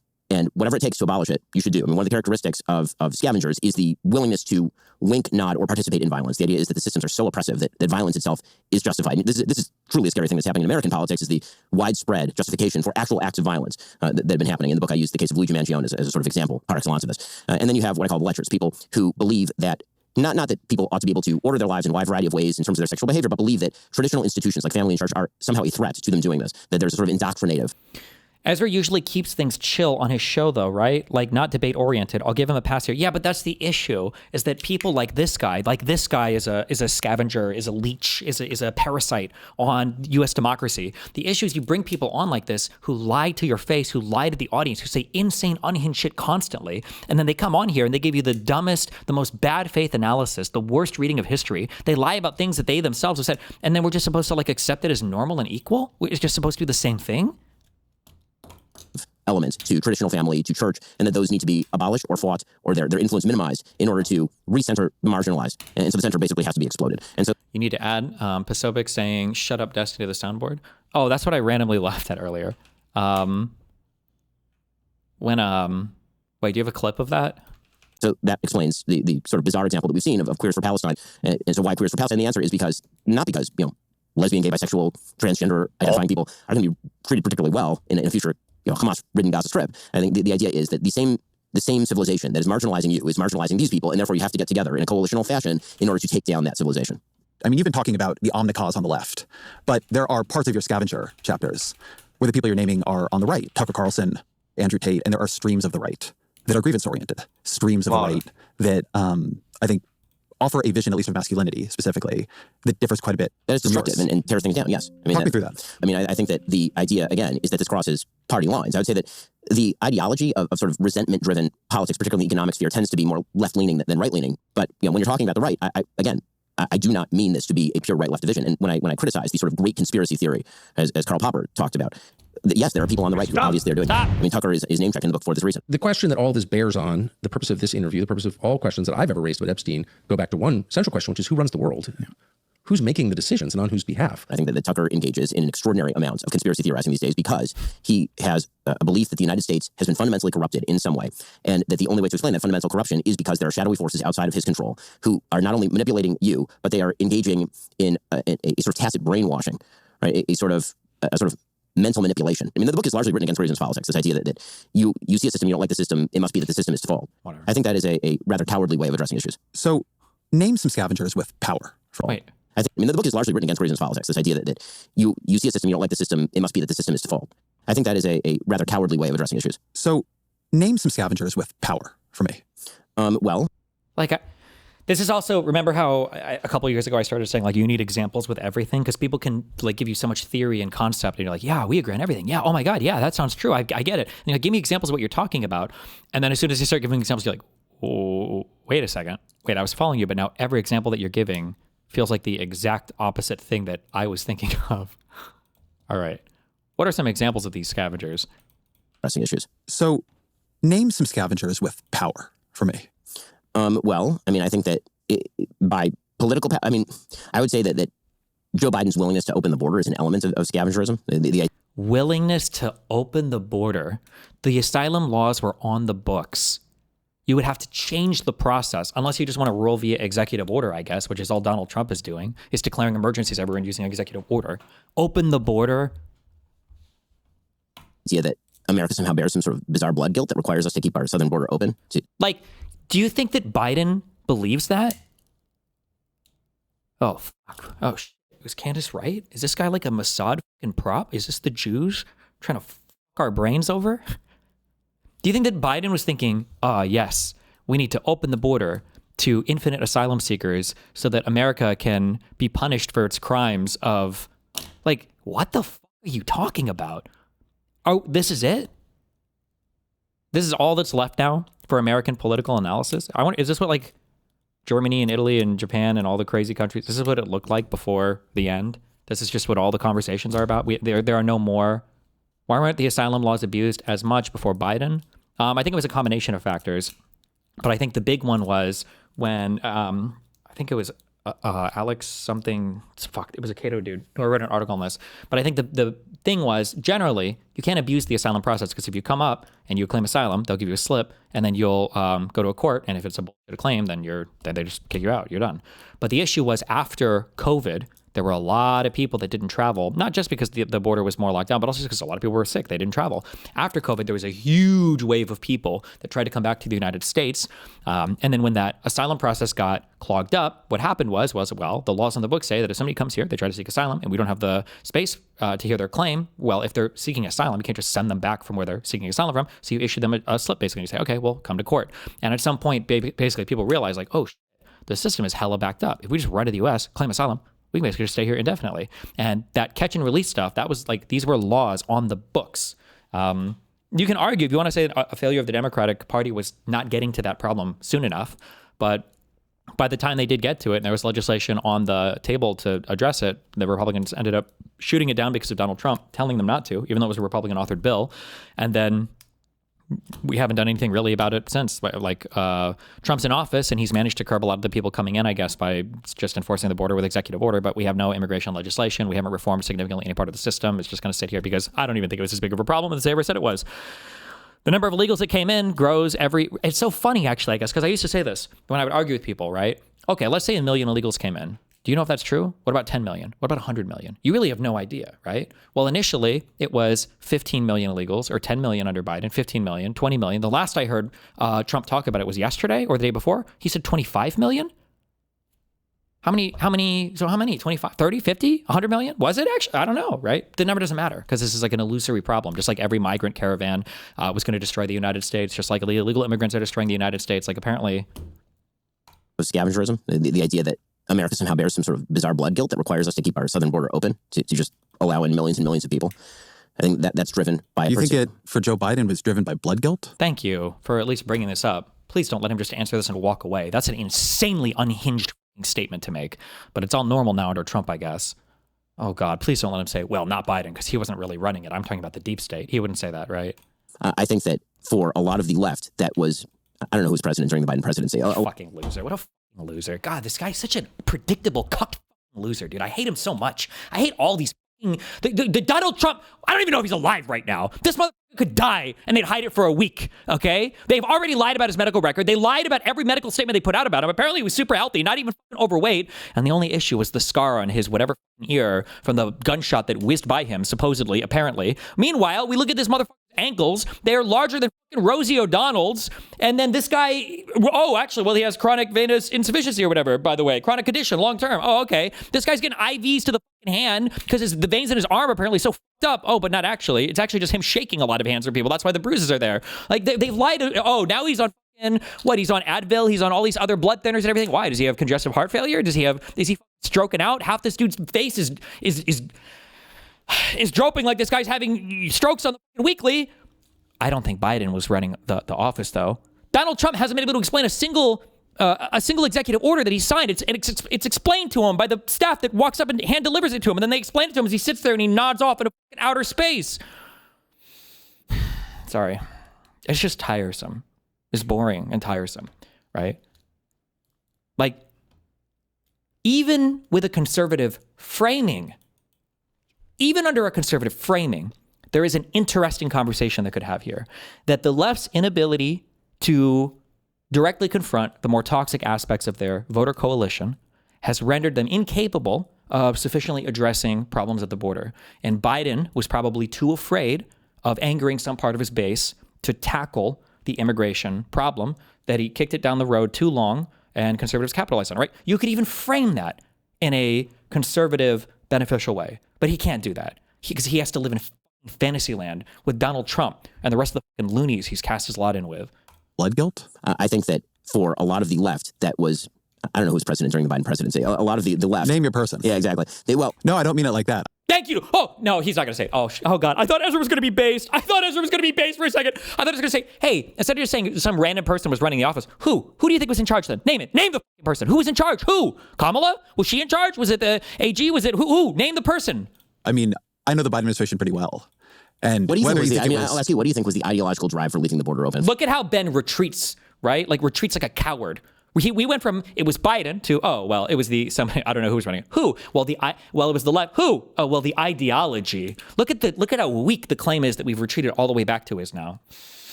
For that long. I think that they believe that. Oh, and good. Whew, he shook him. He got him off it. Thank God. We have an asylum process, that people were fleeing genuine poverty, persecution. I think that they were in coalition and were appalled by the first Trump administration on immigration. And I think that they did not act fast enough when it became a crisis. But I don't think, having talked to many of them about it, that they so Ezra has, that's more or less, I think, right? Yeah. So this is a kind of reparations. So I do think that there is a part of the left that articulates this as a kind of reparations. I think it's fair to say that that wasn't Joe Biden specifically, but I think there is a part of the left that sees it as a kind of reparation. In terms of economics, Bernie Sanders definitely falls in this category. Bernie Sanders? Was he the one running the party? Also, by the way, Bernie Sanders doesn't fall into that line because Bernie Sanders is a populist. Bernie Sanders doesn't even like immigration. Bernie Sanders, that was one of my criticisms of Bernie Sanders, unless his position has changed on this recently. Bernie Sanders was actually relatively anti-low skill and H-1B immigration because he thought that it was competing with domestic workers too much. That was one of Bernie Sanders' positions. He was relatively protectionist when it came to immigration policy for the United States. He believes that America is guilty globally. He believes that the great suffering of the earth can be laid at the feet of American-style capitalism, that America is somehow a terrible and horrifying sight of untold human suffering because of capitalism. He has never created a damn thing in his entire life. Like, these are fan fictions. These are fan fictions created by the right that they get off to. Like, they create their own fan fictions of the Democrats, and then they fight with them constantly. Life that is worthwhile. A pretty big political movement. Yeah, I said that is worthwhile. I guess this is a place, when we're in the Lions part of the book, a lot feels to me like a pretty straightforward case for... Oh, and then we just walk away. Nice. From all of that. Okay. Or like a traditional and positive masculinity. Be bold, be risk-taking, take care of your family, innovate, see purpose in life. There's a lot there that, if I imagine this like a male self-help book, well, what would it fit, right? Mm-hmm. And I'd want my kids to read it, right? I would not argue with it. When you get to the scavengers, the way you write about them, the scavenger's a looter, greedy, jealous, and violent. You say the scavenger's a lecher, rebellious, perverse, and leering. The scavenger's a barbarian, jealous, enraged, and violent. Scavengers do not wish for a better world, or at least a better world for everyone. They'd rather be equal in misery than unequal in prosperity. Never mind. I reverse. I just said earlier that I didn't believe in, I think Ben Shapiro's, I reverse. I'm just joking. I actually think Ben Shapiro's based. He's got to be trolling. Ben is trolling. It's a troll, and I think it's funny again. I think it's a little disgusting that he's kind of like destroying the country while he's trolling, but it has to be a troll. This is absolutely a troll. Scavenger's a looter, greedy, jealous, and violent. You say the scavenger's a lecher, rebellious, perverse, and leering. The scavenger's a barbarian, jealous, enraged, and violent. Scavengers do not wish for a better world, or at least a better world for everyone. They'd rather be equal in misery than unequal in prosperity. I guess let's talk about Bernie for a second. You call him a putrescent Marxist pimple on the posterior of the body politic. This is a person who, from my perspective... You didn't try the alliteration there? Come on.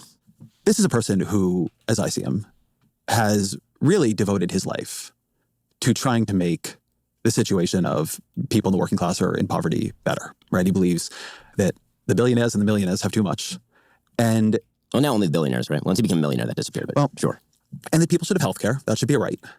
That kids shouldn't be in poverty. I love how he knows all the talking points. Oh, well, actually, Bernie Sanders is a millionaire now. This guy's like 80 years old, and he's got over $1 million. It's not like the same type of millionaire that anybody's obviously talking about, but... Poverty, that we can redistribute more. I can understand why you disagree with him. You're a more free market guy than Bernie is. But the cut you're making here is very, very deep, right? Just people who are extractive and want to destroy, want us all to live in hell. And it's like... Well, this longtime Democratic senator and former mayor who's pretty good at running, but I guess defend that for me. Okay, so Bernie Sanders has met very few dictators who are socialist in bent that he has not offered a defense of. Bernie Sanders has never, like Donald Trump, being envious of North Korea, being envious of how China runs, being envious of every dictator, authoritarian loser this guy ever meets, and then meanwhile turning around and criticizing and attacking every single Democratic leader he meets. produced anything outside of a grievance-based political movement that suggested a defense of. I mean, Bernie Sanders has met very few dictators who are socialist in bent that he has not offered a defense of. Bernie Sanders has never produced anything outside of a grievance-based political movement that suggests... Like, they love to do this, like, oh, he hasn't made anything. Yeah, he's a politician, bro.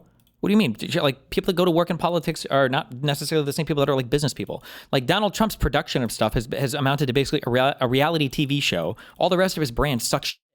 Nobody's bragging about Trump branded anything. If anything, it's a symbol of like American gaudiness.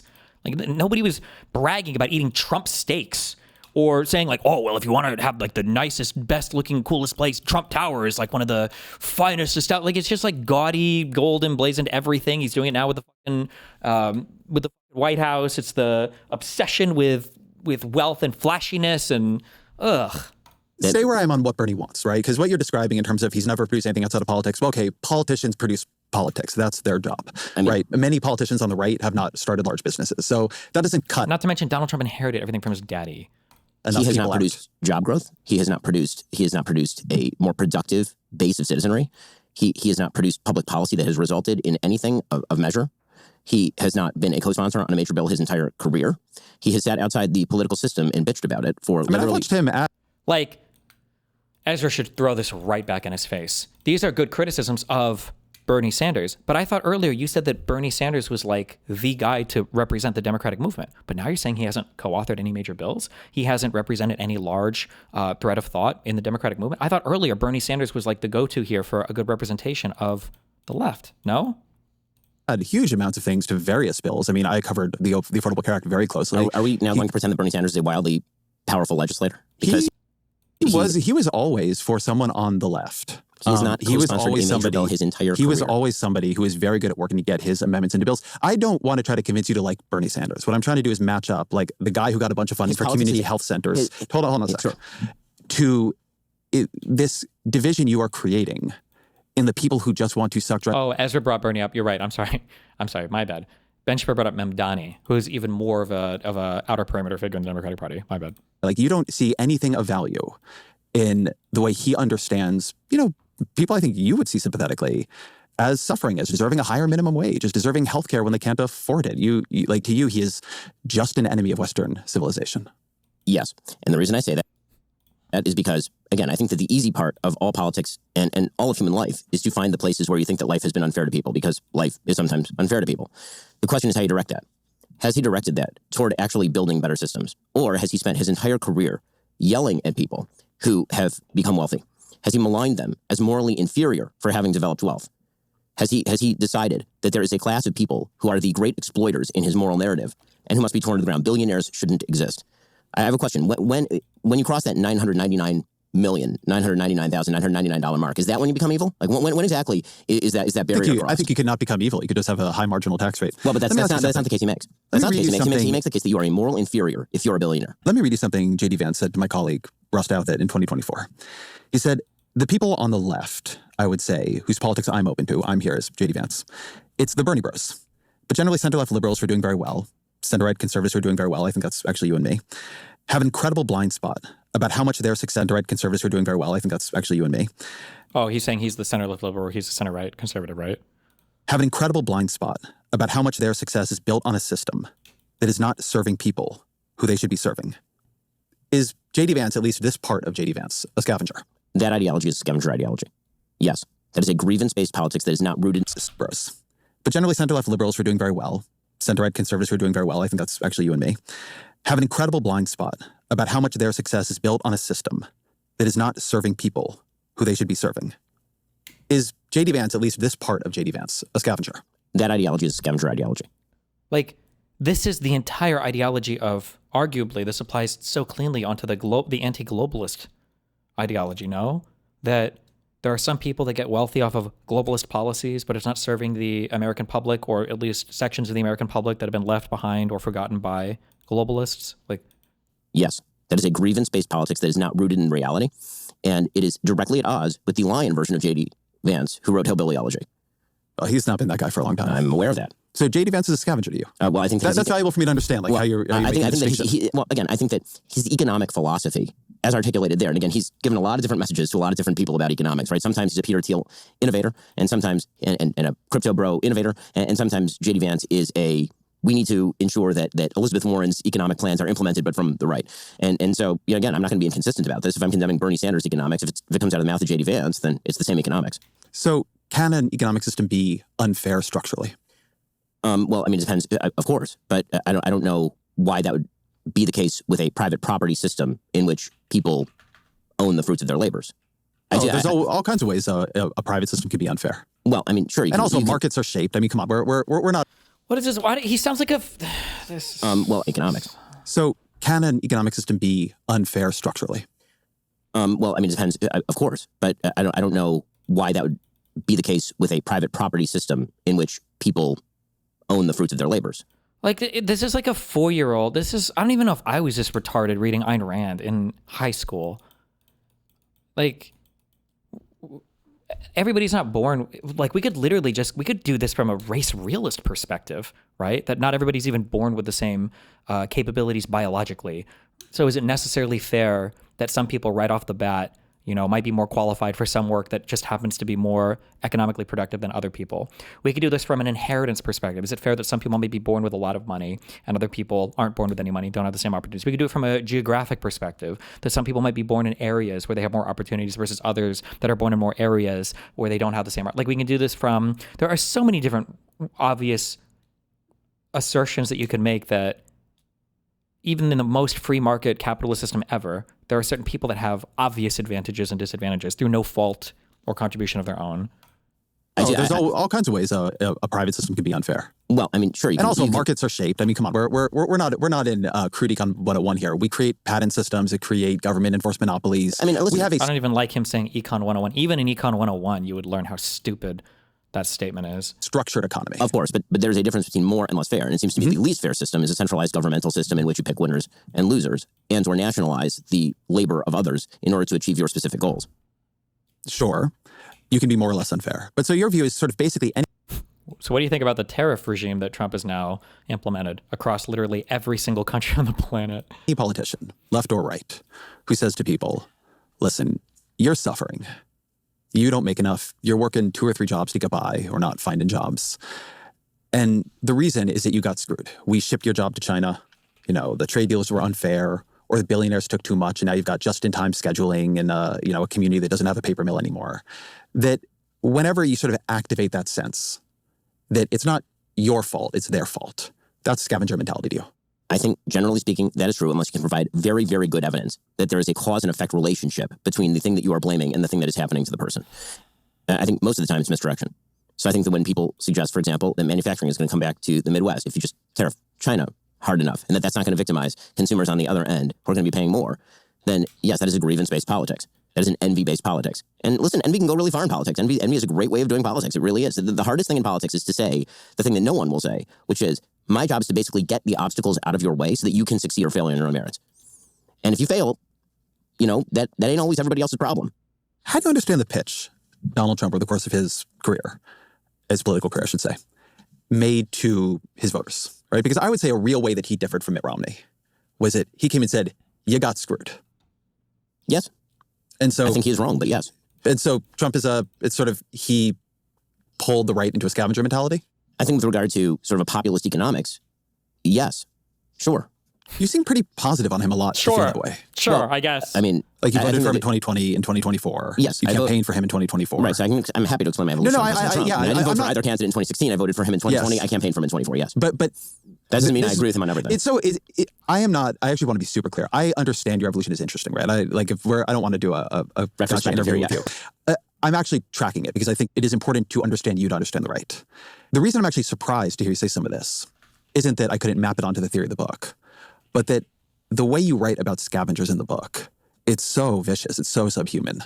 Damn. That to realize that actually politicians you somewhat like fit in that for you is genuinely surprising. So again, I think that to suggest that adopting certain aspects of a scavenger mentality, that doesn't necessarily turn you totally into, this is why I started with the point that every day you wake up and decide whether you wish to be a scavenger or a lion. So there are people who have aspects of scavengerdom, there are people who have aspects of liondom. I mean, I think that President Trump's economic agenda has aspects that are more lion-like. I think it has aspects that are more scavenger-like.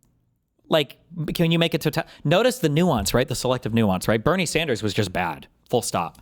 But like the nuance when it comes to analyzing Trump, this is the same always. This is so boring. Does this get better? This is just like Ben Shapiro's slop. I'm basically listening to his talk show. But when I read this book, I read something that, it maps very, very uneasily onto Trump. You do have a whole section about Trump as a lion and him taking the, I forget if it's the oath of office or which speech exactly it was, but when he won, it's like the lions are reawakening. Well, but what I do say in that section is I don't know whether that moment is going to be justified by subsequent action. Right? I do say that. I wrote that like the day of the inauguration, and it felt like there was kind of a sense in America that we'd moved beyond some of the grievance politics that were so characterized inside the DEI basis of the Biden administration or the wealth is bad side of the Democratic Party. But I do say in that section, I don't know whether that's going to be justified by further policy. I feel like there is an upsurge in the American feeling in favor of things like personal responsibility and non-grievance-based politics, but whether politicians are going to channel that in a positive direction or whether they're going to re-channel away from that is a whole different question. Let me, I want to do one more beat on the scavengers here, then we'll move on to sort of Trump and the president. Let me read a piece of the book for you. Aside from their base envy, how can we describe the scavengers? As we've discussed, lions are creative, determined, and audacious. They are steadfast, prudent, merciful, and strong. Scavengers are something else entirely. In his book, The True Believer, Eric Hoffer explains that those who tear down the societies in which they live are typically what he terms inferiors. The failures, misfits, outcast criminals, and all those who have lost their footing or never had one in the ranks of respectable humanity. They see their lives and the present as spoiled beyond remedy, and they're ready to waste and wreck both. Hence their recklessness and their will to chaos and anarchy. It's a troll. It's epic. My opinion for Ben is climbing. It's going higher and higher now. He must be trolling. It's pretty sweeping, right? Well, if you wanted to ask me who's sort of like the apotheosis. Yes, who's the apotheosis? The campus protesters over the course of the last couple of years. Although they're not college kids. That's your go-to. This is why these are not. We need to make another word for politics so people can go do real politics. And then if people just want to talk about college kids and want to talk about TikTok trends, they can go do that. And so Ben Shapiro can go talk about like what do college kids protest or what do they, and then we could actually have real policy-based conversations. That's who you had in mind. The scavengers in society are college kids. Definitionally, they are scavengers. They're children. They haven't even gotten to contribute yet. You're not like a net contributor until you're probably at least 30, if not into your 30s. Your parents are paying for you. Your parents get tax breaks and everything to care for you. You're going to school. You're not working. You're a huge money and time sink. You're a fiscal sink for the state. You're a financial sink and a time sink for your parents and for teachers and schools. Yeah, no shit. Your go-to scavengers in society are school kids? This is such an unserious conversation. Well, if you wanted to ask me who's sort of like the apotheosis. Yes, who's the apotheosis? The campus protesters over the course of the last couple of years. Although they're not inferior. I thought about this. I have a little note on that section. I'm like, no, they are. Because they are the kids at Ivy League colleges. They're doing just fine. They're not social inferiors by any measure. No, I do talk in that exact section about the scavengers, about why scavengers tend to be drawn from the ranks of sort of the upper middle class and the overtly educated who then produce less than they should. The sort of prototypical scavenger, and again, one of the points I make in the book, I'll say it over and over again, is that people are a mix of these things. And that you can sometimes be a scavenger, sometimes be a lion. There are ideologies that are a mix of both. When I'm talking about like the pure thoroughgoing scavengers, here you would be talking about Hamas, people who stand for Hamas, people who are out there protesting on behalf of the idea that the real problem in America is police, to the extent that they actually want to defund the police. Those are the people who want to tear down entire institutions. Now, politics is a game where you can channel that, you can use it as jet fuel for your political movement. And the problem is that when you do feed that sort of envious mentality, what you end up doing is throwing more jet fuel on a raging fire that already exists in the human heart, and eventually that's going to take over your entire politics, and that's what I'm concerned about. And the reason that I'm sort of objecting to mapping that onto sort of prototypical politics is because I don't use Democrat and Republican as the model of this. I'm not saying that Democrat politician is the scavenger, Republican politician is the lion. I want to say this clearly. You do not do that in the book. He doesn't do that in the book, but hold on. What are all of his examples for scavengers, Ben, though, right? Who did he name? Was Mamdani, did he call him out as a scavenger, or did he just say he was the Democratic person of the party that resembled them? I don't think he said that. He did say Bernie Sanders was a scavenger. He said Vance's old views were a scavenger, but they're not that anymore, implying that now that he's aligned with MAGA, they're not. He called out the campus protesters, who I believe were largely left-wing protesters, as scavengers. Are there any Republican scavengers? Is Ezra going to ask that?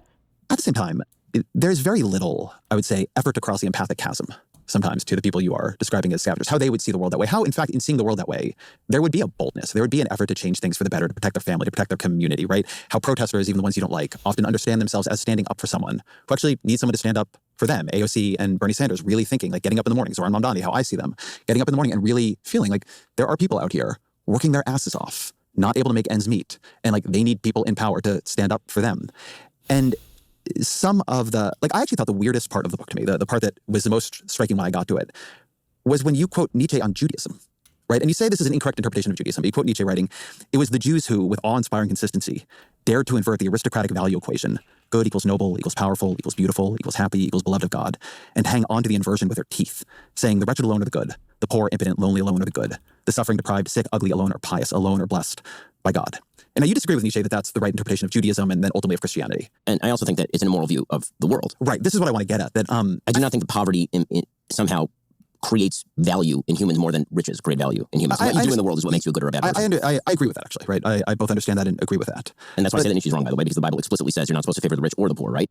There's quite a lot in the Bible also about understanding the difficulty of poverty, what you should give unto the poor, that it is very easy for the rich and the powerful to tumble into immorality. Well, so, yeah, I think that, Ezra, you focus a lot, I've obviously listened to the show a lot and heard conversations that you've had with a number of figures and your discussions about Zohar Mamdani, for example. And empathy and grievance are not mutually exclusive. In fact, empathy and grievance can go very easily hand in hand. And I do not actually think that once you translate empathy into grievance, I think that you've actually fundamentally undermined what is good about the empathy. Say what you mean. What is the moment when empathy becomes grievance? Okay, so I feel so bad for you that I'm going to get in your shoes and I can see why you would believe that the systems are screwing you, therefore the systems are screwing you, therefore we should tear down the systems. The transition from I can see why you believe the systems are screwing you to the systems are screwing you, that exact transition is where empathy becomes grievance.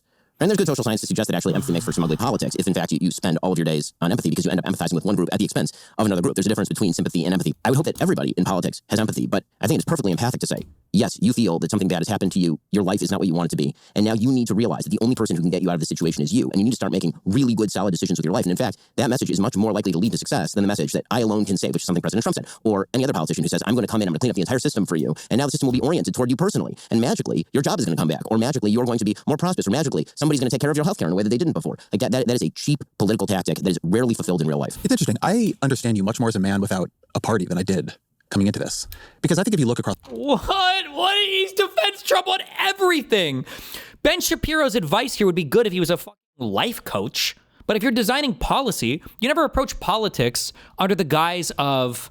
You don't approach politics under the guise of nothing the system does can help you or change anything. But what's the point of any policy at all then? What do you mean? Of course you enact policy to like broadly guide society in a more productive direction that benefits the majority of your citizenry. That's the whole point of policy and politics, ideally, right? What is...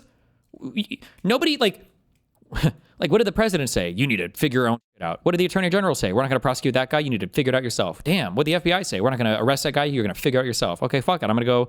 I guess kill the guy then. Good job. You killed him. What did the cops say? Nothing. You're going to take care of it yourself. Like, what is everybody like? Politics right now. There is not a political party. There is not a forceful political movement that at its core isn't saying the system is screwing you. Trump is saying the system is screwing you. The left is saying the system is screwing you. The liberals are saying the system is screwing you. Trump is saying the system is screwing you. The left is saying the system is screwing you. The liberals are saying the system is screwing you. Like not even on remotely the same level though, but... The right is, I mean, we're not in the era of Mitt Romney anymore. And like, you are really allergic to that view. Yes. I mean, and again, one of the things that I believe is that the biblical worldview, right? This does go to sort of religious beliefs to me. The biblical worldview is rooted in a fundamental distinction that the Bible makes. And as an Orthodox Jew, obviously, this is something I try to live by. The kind of ethical basis of ethical monotheism is the idea that you have things to do in the world and that free choice is up to you, right? When I define sort of what a philosophy line would be, the basic idea that is revelatory about the Bible is this idea that it's not, your life is not a series of random coincidences and pagan gods fighting in the heavens and lightning randomly striking you. Right? I quote Lear, where Gloucester talks about, as flies to the gods are we, right? They kill us for their sport. Like that's not the mentality of the Bible. The mentality of the Bible is something that is radically different, which is basically you choose life, right? Like the choice is in front of you. Do the right thing and good things will happen. Now, again, that raises all sorts of theodicy questions. Is that really true? Do bad things happen to good people? Of course, these are not new problems in religion. But the basic concept, which is if you act responsibly in the world, you're significantly more likely to have a better life and to make the world around you better. That's the thing that I try to live by and to teach my kids. And when you teach my kids the opposite, when you teach them that no matter what they do, they're screwed by the system, and actually the systems that have brought them unnamed prosperity, the greatest prosperity in the history of the world, the most freedom of any human beings who have ever walked this earth, that system is to blame, not them. I am allergic to that. I think that it makes people worse. I think it makes society worse. I think it makes cultures worse. I think college does radicalize people. It radicalizes conservatives that look at college. Holy shit. Tease out your civilization of meaning, purpose, and prosperity. It's interesting. I've noticed that there is a real collision of interpretation of the Bible that I feel has become more central in the past decade or 2 decades than at least I perceived it as being before. So on the one hand, I see the author of Dominion, Tom Holland, on a lot of writing podcasts. I read Dominion. I think it's a really fascinating and beautiful book, right? And putting forward the argument that a lot of what we revere in modernity, this belief of like the dignity of the individual, that they have rights, they have a soul, that they're not just pawns on a chessboard, right? That they should not just be subject to the whims of power, that is an inheritance of Christianity specifically. And that there is no liberalism without Christianity, there is no. That all these things that the left has sort of rejected as retrograde, it's actually where they come from. And in rejecting it, they've lost something very, very fundamental to what made their entire worldview. This is something that you sort of gestured at, but why don't we do it as a way to set up this part of the conversation? You were very, very post-Trump in 2016, wrote a piece about how you would never support him, over time shifted. You've talked about this publicly. National Review where I said, like, here's what he could do to earn my support at the same time, but yes, and in many of Here's what you can do to earn my support? Didn't he say he would never vote for him ever? I thought he said the same thing again in like 2021, no? What? Those things, to be fair. But yeah, so talk me through it. Talk me through your evolution on Trump. Sure. So when he came along, I made several critiques of Trump. Some were character-based, some were sort of personality-based. Some were critiques of people he was letting into the movement. I thought that the expansion of the Overton window for the right, well, I think somewhat necessary. I think that it was overexpanded, and I think that there, as I said at the beginning, some clowns in the tent. But when it comes to his actual policy, I assumed that he would be as heterodox in his politics as he had been in his campaign, which is to say he was on every side of every issue, and you kind of saw in him what you wanted to see. Was he going to be conservative on social policy, or was he going to carry around a gay pride flag? Was he going to be a person who was staunchly pro-life, or was he going to be a sort of New York pro-choicer? Was he going to be somebody who was in favor of strong Second Amendment rights, or was he going to be, maybe do some gun control? Was he an industrial policy guy, or was he free markets guy? Like, he could legitimately take any or all of those sundry positions. Were the judges that he appointed going to be along the lines of Clarence Thomas and Antonin Scalia, or was it going to be his relatives? And so my assumption was that he was going to essentially govern almost from the center left, and that many of his policies were not going to align with the things that I wanted. So I wouldn't get what I wanted policy-wise. I thought that he was going to... By the way, policy-wise, that is basically where Trump is. That's why it doesn't really make sense to analyze Trump as like a far-right conservative, because he's policy-wise, he's really not. And he broke with the old hawkish neocons in significant ways, right? In that he doesn't want to do anything in regards to foreign policy, nothing in regards to helping or invading other countries, although he goes back and forth on this constantly, I guess, or he wants to invade maybe countries in the New World, in South America, but not as much over in Europe and the Middle East, except when he's bombing that. It's hard to say at any point in time. He switched from being like an open markets, free trade kind of guy, which I believe also is kind of where the Republican Party was more at, into the most hardcore protectionist policies, the most isolationist policy you could ever have. His social views are all over the place. Have a dire effect on the kind of political nature of the country. And I had objections to his character. Well, I mean, the extent of the rhetoric that he used in 2015, 2016, I think was quite unpleasant and wrong and bad, and I still have objections to. And so, as I said, when I endorsed him in 2020, my character critiques of President Trump didn't change. And many of the things that I thought that were bad, that he might bring about, more polarization in politics, for example, that did happen, but I got much better governance than I thought I would, and meanwhile the left went insane. And so that was sort of why I moved in 2020, was the bad things are pretty much baked into the cake. We know what we've got. He gave me more than I thought he would when he gave me several justices on the Supreme Court, who I actually quite liked, when he decided that he was going to push sort of traditional Republican economic policy with regards to deregulation and tax cuts. He pushed a foreign policy that I thought actually was quite excellent. That was the best part of his administration in term one. And so I got more than I thought I was going to get. So I changed my opinion because the facts had changed. And then in 2024, again, it came down to a binary choice. In the primaries, I supported Ron DeSantis. When it came down to a binary choice, when it was basically over after Iowa, and now it's a choice between Trump and Biden/Kamala Harris, then that was a clear enough choice where it's like, okay, I'm going to go campaign for the guy because I do not want to see a second Biden presidency or a Kamala Harris presidency. Can you ask him, please, what was so horrible about Biden's presidency? What was so horrible? Maybe besides immigration. What was so terrible?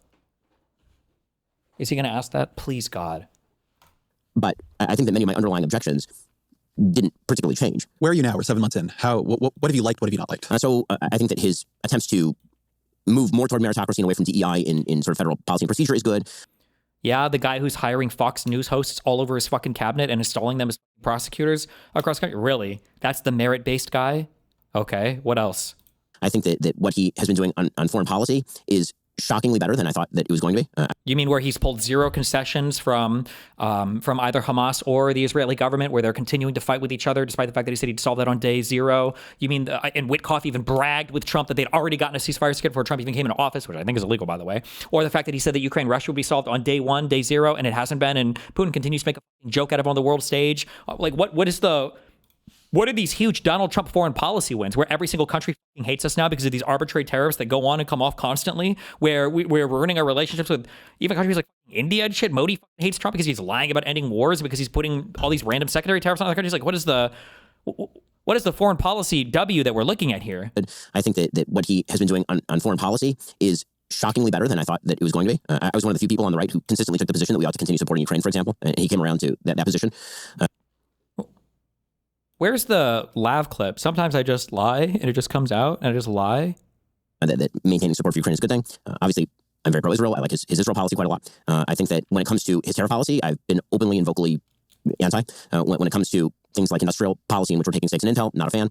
When it comes to his social policy, there hasn't been a lot to say on social policy, frankly, because after Roe versus Wade was rejected, basically kind of got kicked down to the local level. So you're not seeing a lot there.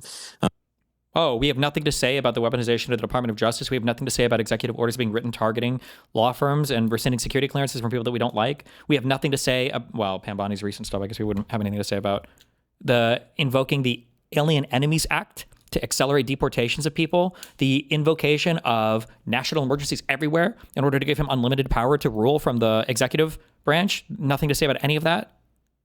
But, I would say that overall more good than bad, but it's a mixed bag. And one of the arguments that the right is constantly having with itself is, do you grade him versus what you would have gotten with Kamala Harris, or do you grade him versus what you want from him as the president? And I always tend to do Please ask what policies, what are the horrible things? Please. Latter. I tend to say, here's what I want, here's where I wish he would do better, as opposed to, because all day long you can say, okay, well, it'd been worse with Kamala. I agree, that's why I voted for him, so I campaigned for him. It's interesting. There's an almost parallel argument on the left, which is, do you talk about Trump as a normal Republican, right? He's a guy who's, cutting Medicaid to fund tax cuts. Or do you talk about Trump as something abnormal, something authoritarian, somebody sort of taking new powers?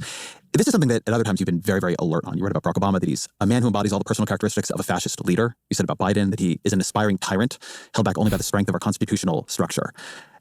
I would say on both those counts, who has the personal characteristics of a fascist leader, but also who is sort of pushing at the boundaries of constitutional structure, using the... Pushing at the boundaries of constitutional structure? Even just for Donald Trump to get elected again, we had to delete part of the 14th Amendment. We had to give this guy immunity from all crime. Pushing at the boundaries? That's pushing at the boundaries? The administration, when asked to defend their decisions on deportations, had to instead argue that you can't have injunctions against the federal government nationwide. These are pushing at the boundaries? He's fundamentally altering the shape of the Constitution in order to make his actions bearable. Power of the government to harass enemies, to create incentives, to punish those who have wronged him, to force institutions to fold. Trump has been, sort of whatever you think of him, much more creative and aggressive than any president of my lifetime.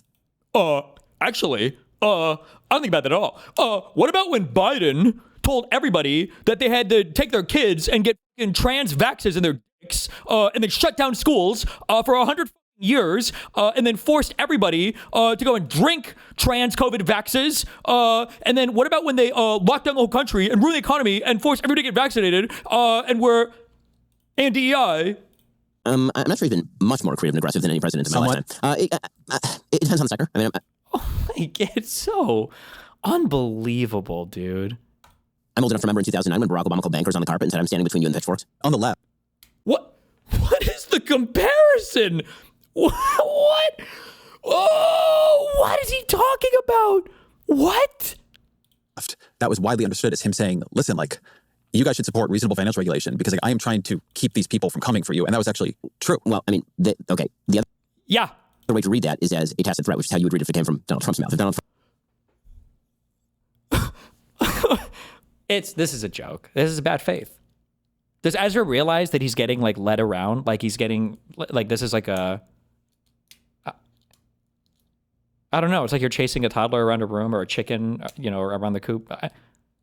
This is not a serious person. This guy does not do politics. This is like a joke.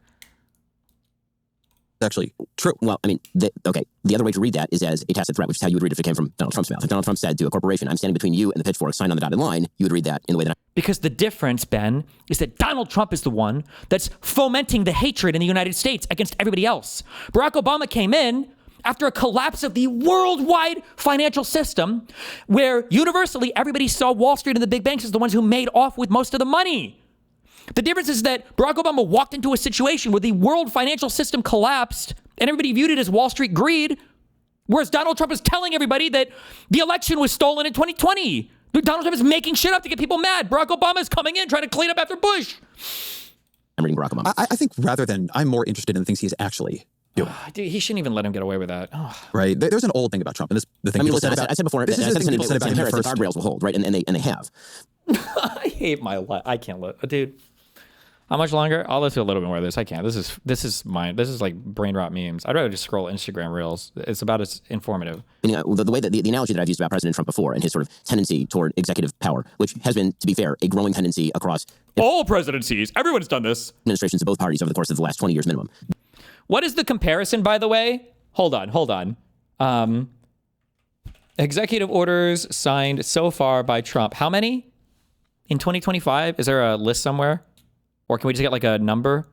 In 2025, so far, he signed 202 executive orders. How many executive orders did Biden sign during whole presidency? From 2021 to 2025, he signed about 160. Trump has signed 202 so far. A couple of which have been phenomenal. Like in term, or what should I say? Exceptional, or like for instance, getting rid of birthright citizenship. The radical devolution of the authority of Congress and turning it into a vestigial organ of government, with which I greatly disagree and think is a massive, humongous problem. When you look at what President Trump has done, what the argument that I will make is that he's been more sophisticated in the second term. This is true, about trying to avoid some of those sophisticated. Look at the word choice, sophisticated. Constitutional guardrails. However, he is in fact abiding by court orders. When a court orders him to do something, then he actually is doing that thing. He's not. Literally not. They literally flew, like for instance, for the Abrego Garcia guy, they literally flew this guy in the middle of the night after invoking an act on like a Friday afternoon. And they're not trying to follow court orders. They're literally indicated the opposite multiple times. They've been close to being held in contempt multiple times. Some attorneys have literally been withholding information from the courts, from the circuit courts. Doing the Andrew Jackson, let them enforce their. I agree. He's mostly. There are sometimes we sort of know that Emil Bove and others have been a little bit on the edge of that, but I think in general they're abiding by court orders. And the Supreme Court is, we just did a show on this. I think giving Trump a lot of the power he has sought, which in the way the system works, he's got the power.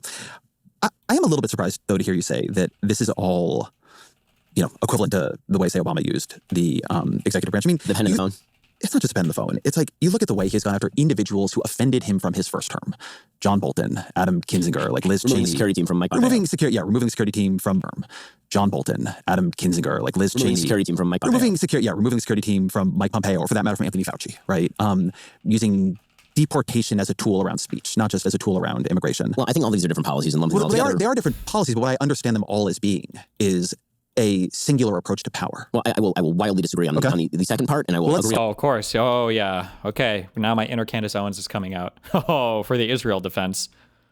Let's start with the first part, then we can do the second part. Sounds good. So when you're talking about going after political opponents and the like, yes, I agree that is a misuse of executive authority. Absolutely. Oh, a misuse. Just a misuse. Barack Obama was what was the word that he used for Obama? But when Trump does this, that's just a misuse. Misuse. Absolutely. 100%. And I think that, I've seen it done, unfortunately. I don't mean to do a both sidesism because it's a both sides thing. They both do it. Condemning both sides for the thing. So both sidesism is typically where you say it's not that bad because my side is doing it because the other side also did it. I'm saying it's bad when both sides do it. And so I try to hold steady to the idea that when the IRS cracks down on conservative nonprofits under Barack Obama. I don't think that was ever proven. There was never any investigation. I don't think they turned anything legitimately over about that. If I'm wrong on that, somebody tell me. I don't believe that anything ever came of that. And I know that happened to people. I know people to whom it happened. That is a major problem. And it is a major problem when the President of the United States unleashes law enforcement on his political opponents. Again, I think that you can make the case from the right, and the right has very, as the United States, and I know that happened to people. I know people to whom it happened. That is a major problem. And it is a major problem when the President of the United States unleashes law enforcement on his political opponents. Again, I think that you can make the case from the right, and the right has very assiduously made this case that law enforcement has been used on both state and federal levels in ways with President Trump that were at the best creative. But yes, it is a problem when Donald Trump does it as well. When it comes to the deportation policies, there I will strenuously disagree, and I wish that we had these deportation policies all along. I do not think that we have a duty to import people to the United States who do not like our civilization, support terrorist groups, do not have any real kinship with our values, and have come here to lead protests at Columbia University. You think we should deport people for speech? I do not think that you have the same free speech rights as a person who's seeking to immigrate to the country that you weasel words do if you are born in this country. And to the best of my knowledge, I don't think that the President of the United States believes that he can deport Ilhan Omar, who's a citizen of the United States, and saying the exact same things as Mahmoud Khalil, who is not. They've said it though, haven't they? And by they, I mean Republican lawmakers? I don't know if Trump himself said it. Citizen of the United States. Well, had a green card. You're not supposed to deport people for speech. Yes, but there's a difference even between green card holding and actual citizenship. That can be fought out in the courts, but the basic idea that we should... The reason I argue with it. That he's weaseling around here too. There's a difference between green card holding and actual citizenship. The green card is the hard thing to get, number one. Number two, we're not talking about deporting people for necessarily like supporting terrorists or facilitating terrorism. We're talking about deporting people because they disagree on Israel-Palestine. That's what we're really talking about right now. Yes, that we're seeing a unified use of power, right? A unified theory of power. Is that, from 2020 to 2024, there's a big argument that emerges around free speech. And I don't think that argument, by the way, is crazy, right? I think that there's a lot that sort of liberals and liberalism has to rethink that it did in that period. The thing where Graham Linehan, the comedian, there's a big argument that emerges around free speech. And I don't think that argument, by the way, is crazy, right? I think that there's a lot that sort of liberals and liberalism has to rethink that it did in that period. Wait, which period for green card holding and actual citizenship? The 2020, the COVID period? The reason I argue with this, that we're seeing a unified use of power, right? A unified theory of power, is that, from 2020 to 2024, there's a big argument that emerges around free speech.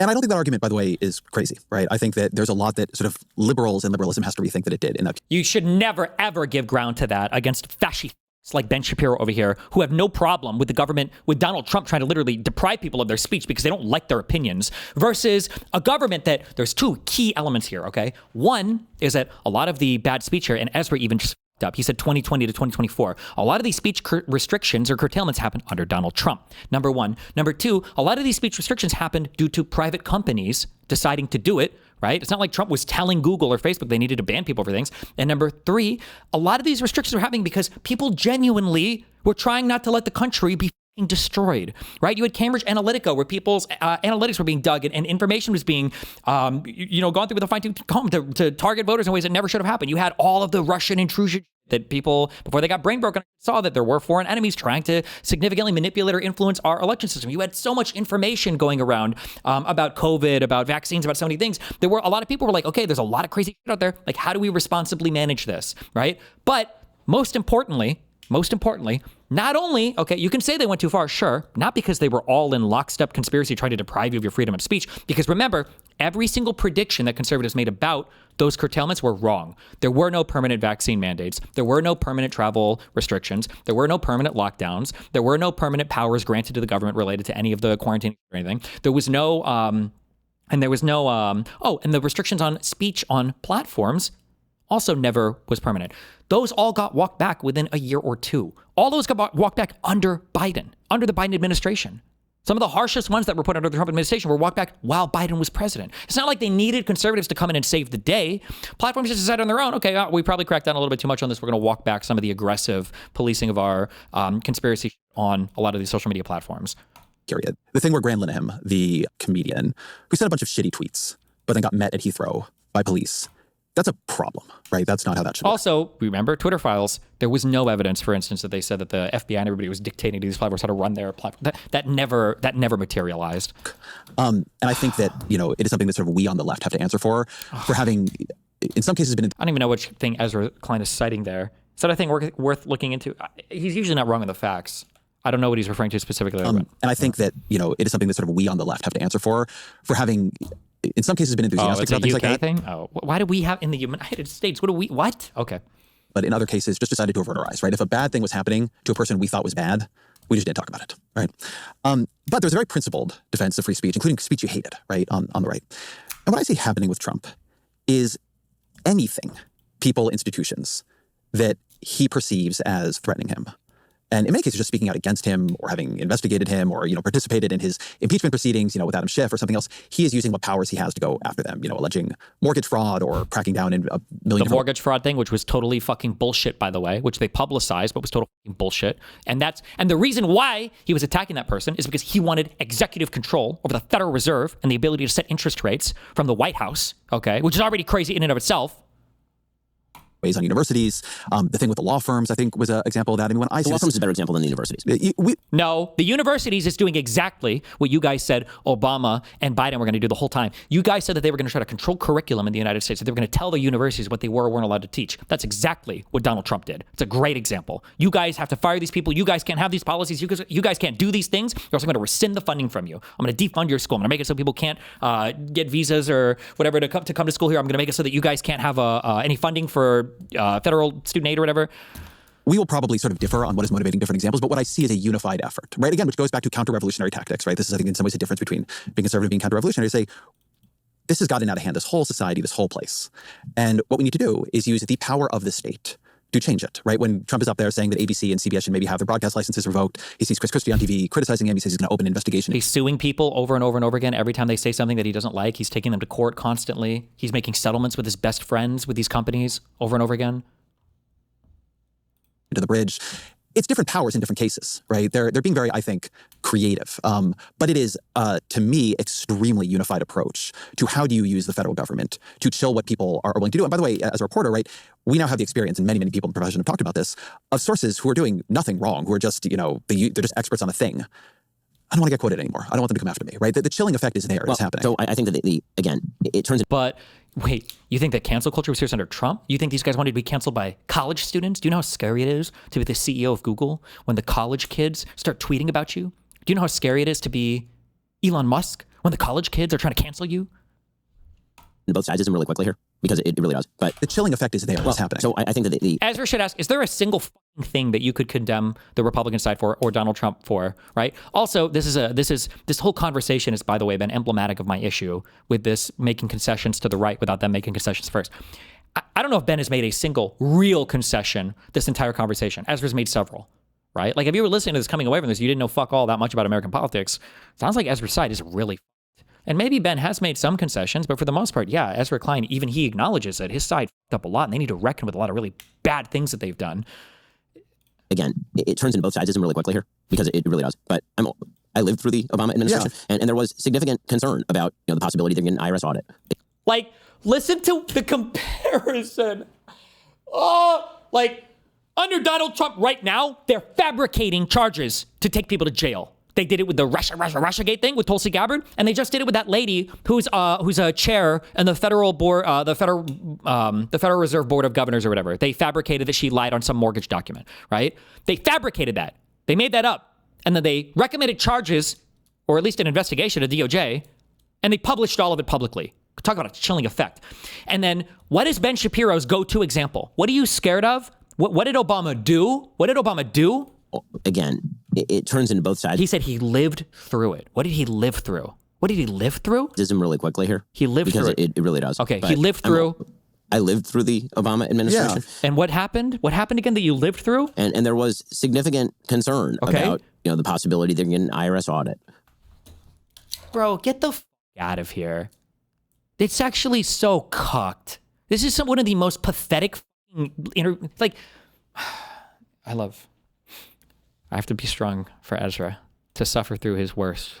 If the right would make the argument, I think, fairly coherently, that the mechanisms of law enforcement, particularly in the state of New York, were used against Donald Trump directly. I think I don't even know what the reference is.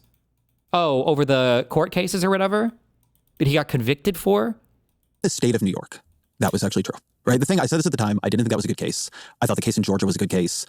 I thought the state of New York case. The DC case was not a good case brought by Jack Smith. That indictment was deeply flawed. Loser, retard. Also, you know what? Ezra here, Ben, obviously, and younger Destiny, okay? Because you know what? At the time, I said the New York case was the weakest case. But you know what? At least somebody got the job done. At least somebody followed through on their shit. Because that Georgia case is probably dead in the water, because the federal case that it seemed a lot of the information was kind of based on, that's completely dead. Both federal cases are dead. So you know what? Fucking A. At least New York actually has some to show for it at the end of the day, whereas everything else is just erased. But I could go either way on the DC one, but I agree on the New York. So, again, I think that I could go either way on the DC one. So you don't believe that there was a top-down plot from the president of the United States to overthrow the election, despite the fact that literally all of the evidence is public for it? Okay.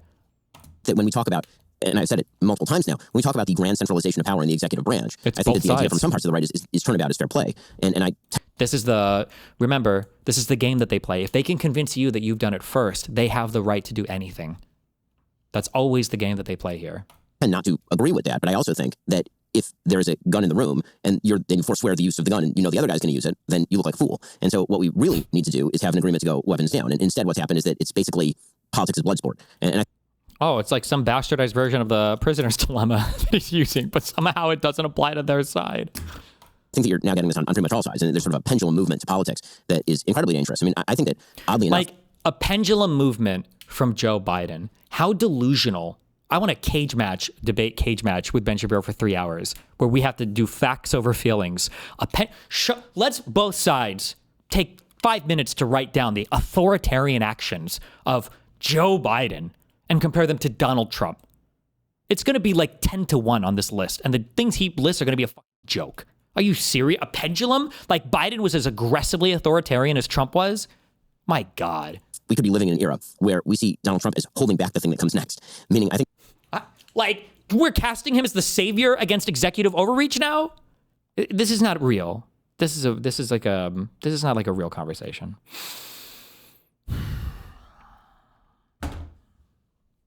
Things could get a lot worse. I think there are a lot of people on the left who are like, things can't get worse. Well, they say it always goes darkest just before it goes pitch black. So my grandfather had a joke, and I've checked it in my family.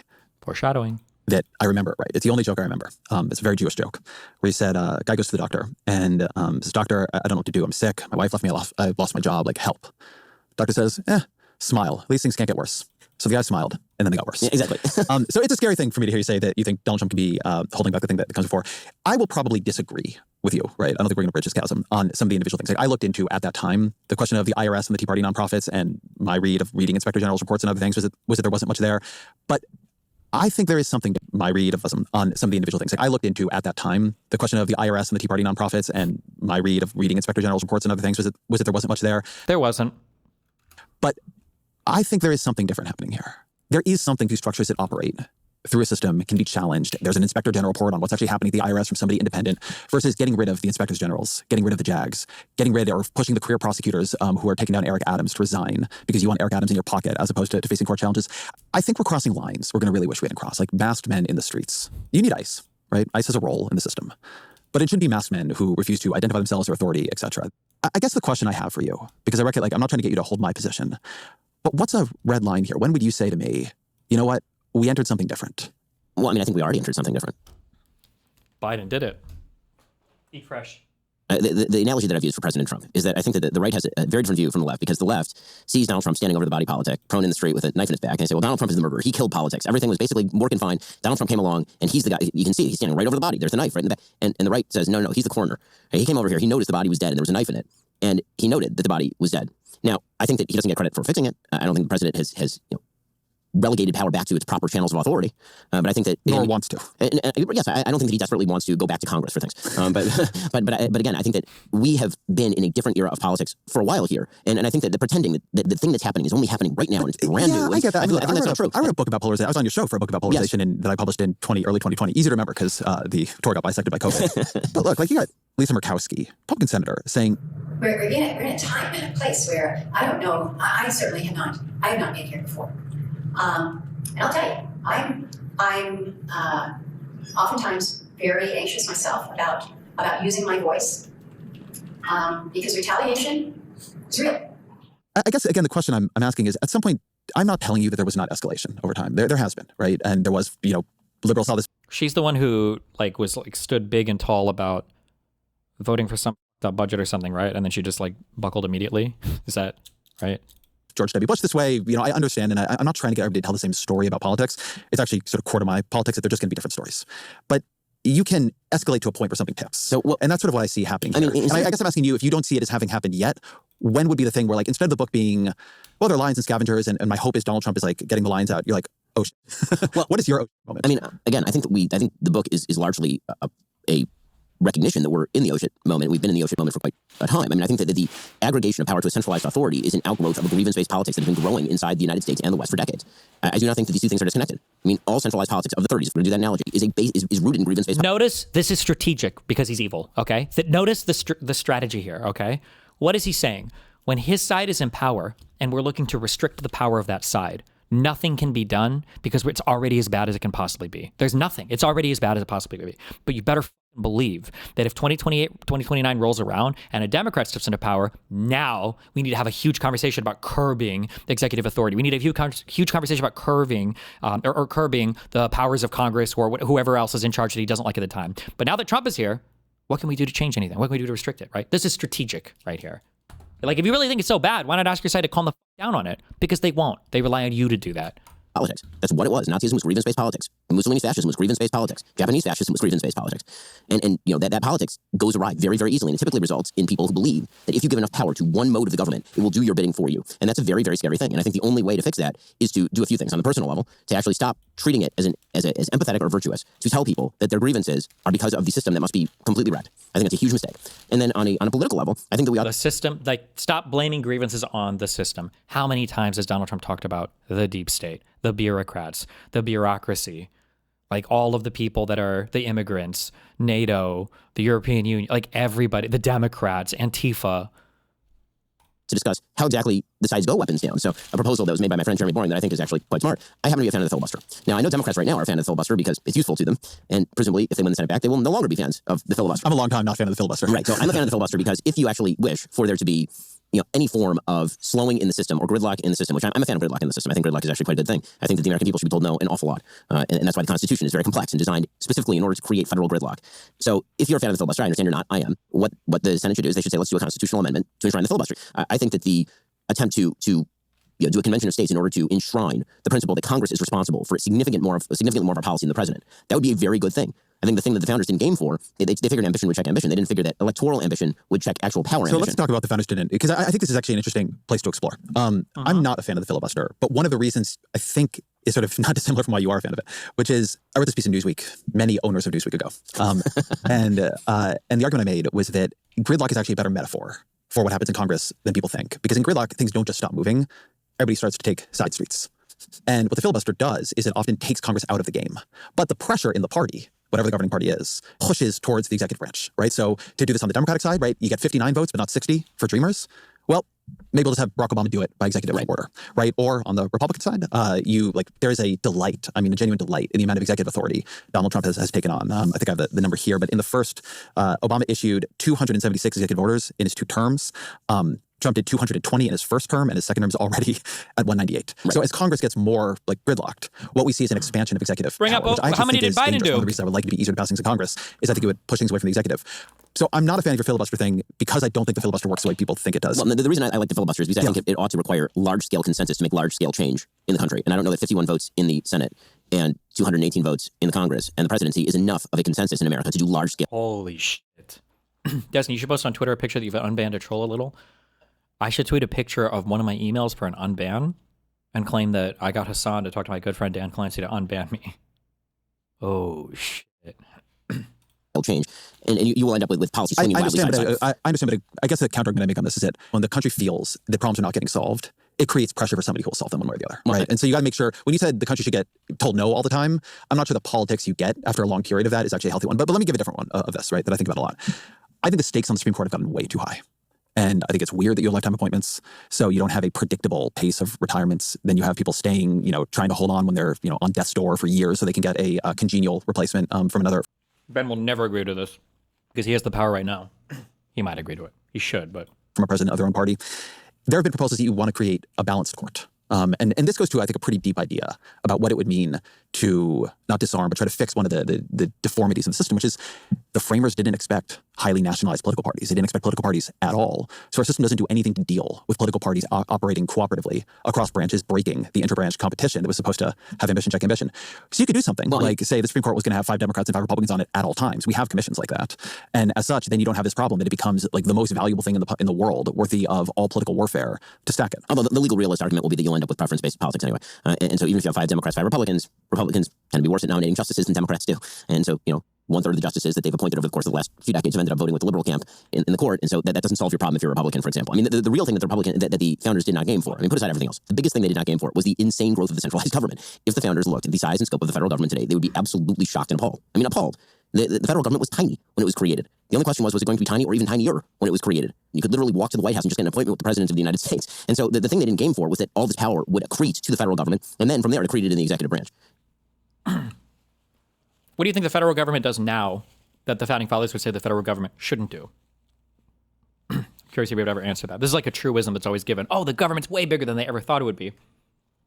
We have the ability to increase it or decrease it, right? That's what the amendment process is for. No. And so, that obviously has been a mistake. And the proposal that I've made to my Democrat friends is you don't like when Donald Trump is president because you believe that he's exerting authority in ways that you don't like and it's affecting your life. I don't like when Joe Biden's president because I believe the exact same thing about Joe Biden. It'd be awesome if I lived in Florida and you lived in New York and we got to elect these things called governors.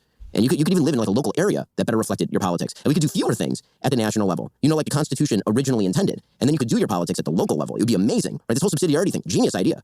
It turns out that Montesquieu totally had it right. And that when you try to take a country of 340 million people and create a unified, the people demand policy, what you end up with is essentially a blood sport politics in which whoever controls the government gets to point the gun at everybody else. And then people get mad. Then the next guy comes in and does the exact same thing. And that's a very, very dangerous politics. I guess there's an interesting way that's very, very pessimistic because I'd say 2 things. One is that... that's what the founders... That's literally... The founders were pretty pessimistic. They were at times, right? There's a lot the founders didn't see. And people say, well, if you plop the founders here now, they would have absolutely this opinion. I'm always very skeptical. Who knows what Alexander Hamilton would think about anything. Alexander Hamilton would certainly not be in favor of the executive branch of the federal government issuing thousands of pages of regulation every single year. That would be shocking. We would have to see Alexander Hamilton raised in this time. But going away from sort of ventriloquizing the founders, I think there's a good argument for more localism and more federalism. At the same time, I don't notice that people are much, much happier, right? People don't, right now, the Trump administration is saying they might declare a national housing emergency in the fall, which I think is a very funny line, right? It's a huge emergency in the fall. I'm not a fan of emergency declarations. But it's because people believe that the housing markets, which are heavily locally controlled, have become very, very broken, right? So in a country of 300 socialists here. Well, listen, I wrote a whole book about fixing it. I know, but socialists and nationalists are different. Yeah. Like, I am actually on one level here where you are, which is we are going to have to find some pathway forward to de-escalation, right? I think if the lesson the left takes from these years is we'll see how hard they went, we have to go 30% harder, it's going to be a mistake. Like, I think we are seeing, my view is, we are seeing the way this whole thing can break. The whole experiment can break. We're getting too close to genuine violence in the streets for my liking. But I think it's going to be very, very, very hard without trying to figure out some way to say, okay, we have these political parties competing. We have to create spaces where people feel represented even when they're out of power. And I think the problem with saying, well, it'll just be that Florida is its complete own polity and California is its complete own polity. So there are a lot of Republicans in California, man. You were one of them. And then right? I left. There are a lot and then I left. I don't think that's why we want to live live in community with each other. Just get the hell out. I mean, I'm not so sure that's true. I mean, truthfully, I'm not sure that's true. I mean, again, I think that people... Not a national divorce, but national separation. I mean, localism is what we used to call it. I mean, again, like treating it as though the idea of localism was that you move away from everybody you disagree with. I mean, it kind of was. That's how the United States began. I mean, that's literally the That's foundation not what of the we United want. States. I mean, I've read the Founders too, man. That's not what we wanted for ourselves. We thought we were going to live in a community that had a deep set of virtues exhibited by the citizens in order to live together in something that would be diverse and complex. Yes, but the point is that it was state and locality based identity before national identity. I mean, that was very clear. Yes, that is true. And so, you know, I guess the but case that is ideological. But I'm not sure that that's an ideological thing, or that it has to be an ideological thing. I mean, I think that one of the big problems is that when you critique political parties, Never mind. parties are like John Dillinger. Right? They rob the banks because that's where the money is. Okay, and so if you're a political party and you want to control the federal government, you need to unify your own party. And so what we've seen over the course of the last 5 decades particularly is the radical homogeneity of the political parties emerge. And so my proposal is, what if we throw the ring into the fire? Right? Instead of trying to figure out better ways to control the handling of the ring, what if we just take it and we toss it into the fire and then we actually just go back home to the Shire? Like, how about that? Yeah, I think the part of the place where I go off of that is that, unfortunately, I don't believe there's a fire. Right, that my sense is people want action, and they often want national action. I mean, there isn't a way to bind that as effectively as you want. That's incredibly dangerous, and I think that's exactly what the founders were attempting to avoid. So, you know, I can stop citing the founders. That's what I would attempt to avoid. There you go. Okay, I think, I mean, I like the founders. I'm happy with citing the founders, but you know, again, I think that the growth of the federal government, every time Donald Trump becomes president, he's done it twice now. Every time he becomes president, I hear from my liberal friends that they are terrified by the prospect of unified national power in the executive branch. And every time a Democrat becomes president, I hear that they are very excited that the president of the United States is going to unilaterally relieve student loans and use OSHA to press a vax mandate that I have to sue the federal government to stop. Like, think about the differences and examples given there, right? Why are you terrified of Trump being president? Well, he could deport my family. He could crack down on a ton of civil rights. And not just like civil rights and go to the next thing. Civil rights specifically, like the fact that in California now, the Supreme Court has said that ICE is allowed to stop and demand papers from somebody who works in a certain field and is brown. That's not an exaggeration.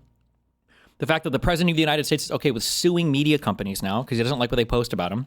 He's suing pollsters because he doesn't like the polls they have. It could be fear for the safety or the lives of some people that you saw in government. So when Trump is rescinding Kamala Harris's extended protection from her Secret Service, when he's rescinding security clearances from law firms he doesn't like these are all things, we could go on and on and on for this, okay? Trump making the world scarier by increasing the aggression and the rhetoric towards neighboring countries. When Donald Trump makes our products cost more by tariffing, these are the things that we're scared about from Donald Trump. What are you scared about from Biden? When he forgave student loans from everybody. Okay, which the Supreme Court blocked and he accepted, by the way. Or what was the other thing? Vaccine mandates from OSHA, which also got blocked, and then nothing happened. That's what we're scared of? Like, give me a break. Right, so like, if that's the game, then it only gets worse from here.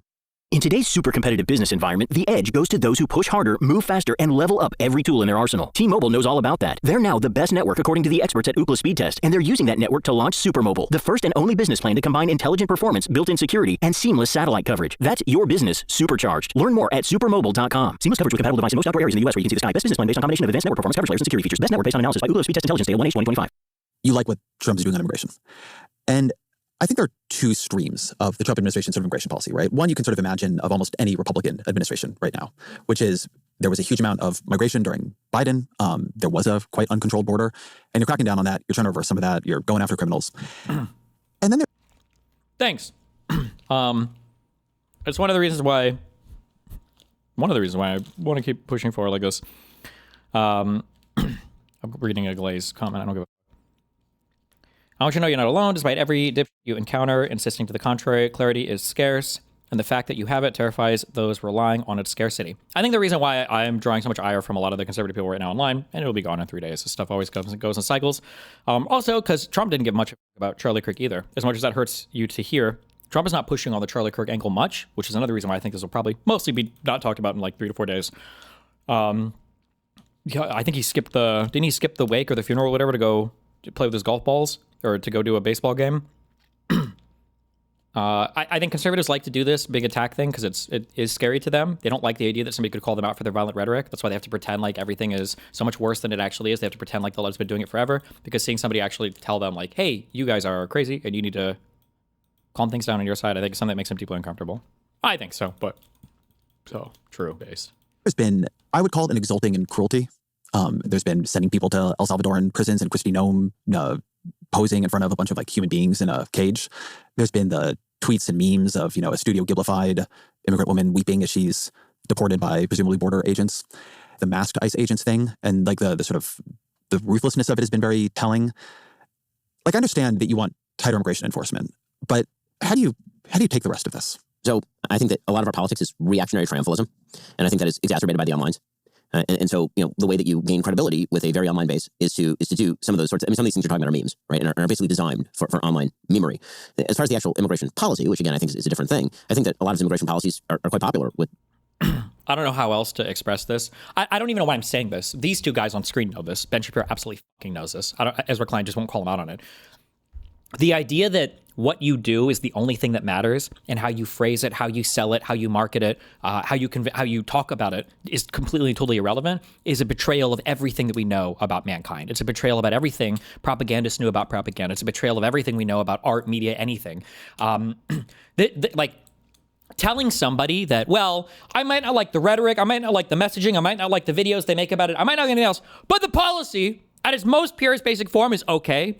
That's the equivalent of taking a fucking blender with you, going to a 5-star Michelin, whatever the restaurant, ordering a $250 steak dinner and throwing everything in the fucking blender, turning it on and drinking it like a giant meat milkshake and saying, well, it all goes to the same place at the end of the day. Who the fuck actually cares? It's such a stupid statement, and everybody knows that it's not true. Everybody knows it's bullshit. And you know how you know that it's bullshit? You know how you know that none of it matters? Because earlier, when Ben Shapiro was asked why did Obama break the minds of the Republican Party, there was basically nothing on policy, and it was words that he said about clinging to their guns and religion, about the things that he said about Trayvon Martin, and the things that he said about Gates. That was it. So to say that the most brain-breaking things about Obama were words that he said, with no policies attached. But now when it comes to Trump, well, the only thing I'm ever going to evaluate him on is going to be, at its purest, most distilled form, is maybe the policies that he has. And I'm not going to care about anything else. I'm going to ignore every single other thing that they do. Bullshit. Even you don't believe that. Ben doesn't believe that. The American people. But if the idea is that you're trying to detect in sort of the policy the animus, as opposed to saying that there are particular political figures who may be trying to make political hay by sort of posing in sort of kayfabe fashion, I think that's an overread. It's funny. I take these things as much more connected. I mean, I understand this is part of the policy, right? This is the issue that I have. They shouldn't be talking about, the conversation should be, why is this acceptable, the way that he's messaging? But instead, the way that it's set up and the way that Ezra engages is like, oh, well, that's an interesting point. I actually disagree that the Michelin star steak dinner that's blended together and drank as a milkshake, I actually disagree that tastes about as good in a massive meat milkshake as it would served independently on your plate. Let's have a conversation about that, Ben. That's an interesting perspective you have there. Overread. It's funny. I take these things as much more connected. I mean, I understand this is part of the policy, right? If I were to try to defend the Trump administration on this, and I am not a fan of the Trump administration on this, I would say that, to take the line from Adam Silver, the cruelty is the point, that it's a signal being sent. And that the signal is leave. The signal is don't come. The signal is we can do terrible things to you. But that the militarization of it, the cruelty of it. I mean, I do think there is a tremendous amount of, this word gets overused, but dehumanization and all this. Well, and I think that public leaders, I mean, you say it's like playing to the base, but public leaders are responsible for what they play into or don't play into. I agree right? with that. And by playing into very, very, very, even if you believe it's fake on their point, in a way, I would think it's much worse if it was fake on their part. I don't think it'd be worse if it were fake on their part. If there's a naturalistic outgrowth of policy, then I think that's actually worse. But I will say that if you were going to try to steel man some of this, and again, I'm not actually a fan of Studio Ghibli people crying. I just don't think it's good policy. But if if the goal is to send out the signal to the rest of the world, don't come because you're not welcome here, then that's succeeding. I mean, the levels of immigration generally have dropped to the country. Now, again, when it comes to legal immigration, I'm actually quite a fan of certain types of legal immigration, not all legal immigration. But has any of that increased? Have they made any changes there to the legal immigration process? There are open debates on the right about immigration policy in the legal sphere, and you do see. I like how he's like, well, there are debates on the right about immigration policy in the legal sphere. No, get the fuck out of here. Who the fuck on the right is talking about any kind of legal immigration right now? Some of this kayfabe playing into that as well in weird and ugly ways on X. One of the things I'm getting at here, I think, is that I actually find the cruelty as a policy in the Trump administration to be part of what the whole policy is, part of how it is reshaping the right, part of how it is changing the incentives for people who will come after him. It's one of the parts of what is happening in politics that I genuinely do find frightening. Like, I understand that people on the right see the left differently than I do, right? I understand they understand Obama differently than I do. They understand Biden differently than I do. But I think that one of the ways in which Trump broke something fairly fundamental in politics was there were some expectations of a certain decorum that all sides, not in every moment, but broadly tried to hold to. Part of Trump's entire appeal. Well, you see, Ezra, the thing is, the Democrats have been breaking those same decorums as well. Look at Obama when he wore a tan suit and had Dijon mustard with his hot dog. Is transgression. And then it's like the people running the social media accounts, the people coming up behind them, the people trying to appeal to the base, they just keep escalating the transgression. I think it's a mistake. I mean, I think it's a political mistake. I also don't think that it's a good thing to do. I mean, but I think it becomes, I don't think it stays in this cordoned off place of I'm just running some politics here. I think it becomes you, right? I think in the same way that, kids become edgelord neo-Nazis online and then one day they actually don't like Jews. I think participating in this kind of politics is Is the mustard thing real? It was just every little thing. And finally tonight, as you all know, President Obama is a real man of the people. And yesterday, he dropped by a popular Virginia restaurant to grab a burger with his pal Joe. Now, the Gateway Pundit blog pointed out that plain old ketchup, well, it didn't quite cut it for the president. Now, take a look at him ordering his burger with a very special condiment.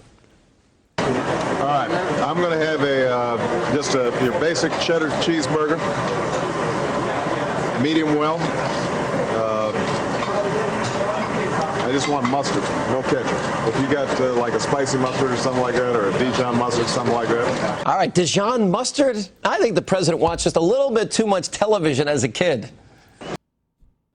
Is that even an What did I work? Was it at McDonald's we had Dijon mustard? Maybe it was at the casino? It's not even like that out there thing. Dijon mustard? I think the president watched just a little bit too much television as a kid. Pardon me, would you have any Grey Poupon? You mean the mustard? Yes, would you have any? Would I? Or do I? Both, actually. All right, I hope you enjoyed that fancy burger, Mr. President. As you all know, President Obama... It was just every stupid thing. Genuinely Oh. Barack Obama. A fist bump, a pound, a terrorist fist jab. Next, Michelle and Barack Obama. Fist bump or fist pound. People call it all sorts of things. But what happened to the old pat on the back? It's just like everything. What is this? Stop. It was just everything. Didn't they do a panel on the tan suit? Or was that also just... I thought there was like Earlier today, you were criticizing what President Obama said yesterday. Admittedly, many Democrats feel he was inartful in his phrasing yesterday about not having a strategy ready for Syria. You also, though, criticized the president's wardrobe, his choice of suit, of a light-colored suit. Do you think that was fair to do that?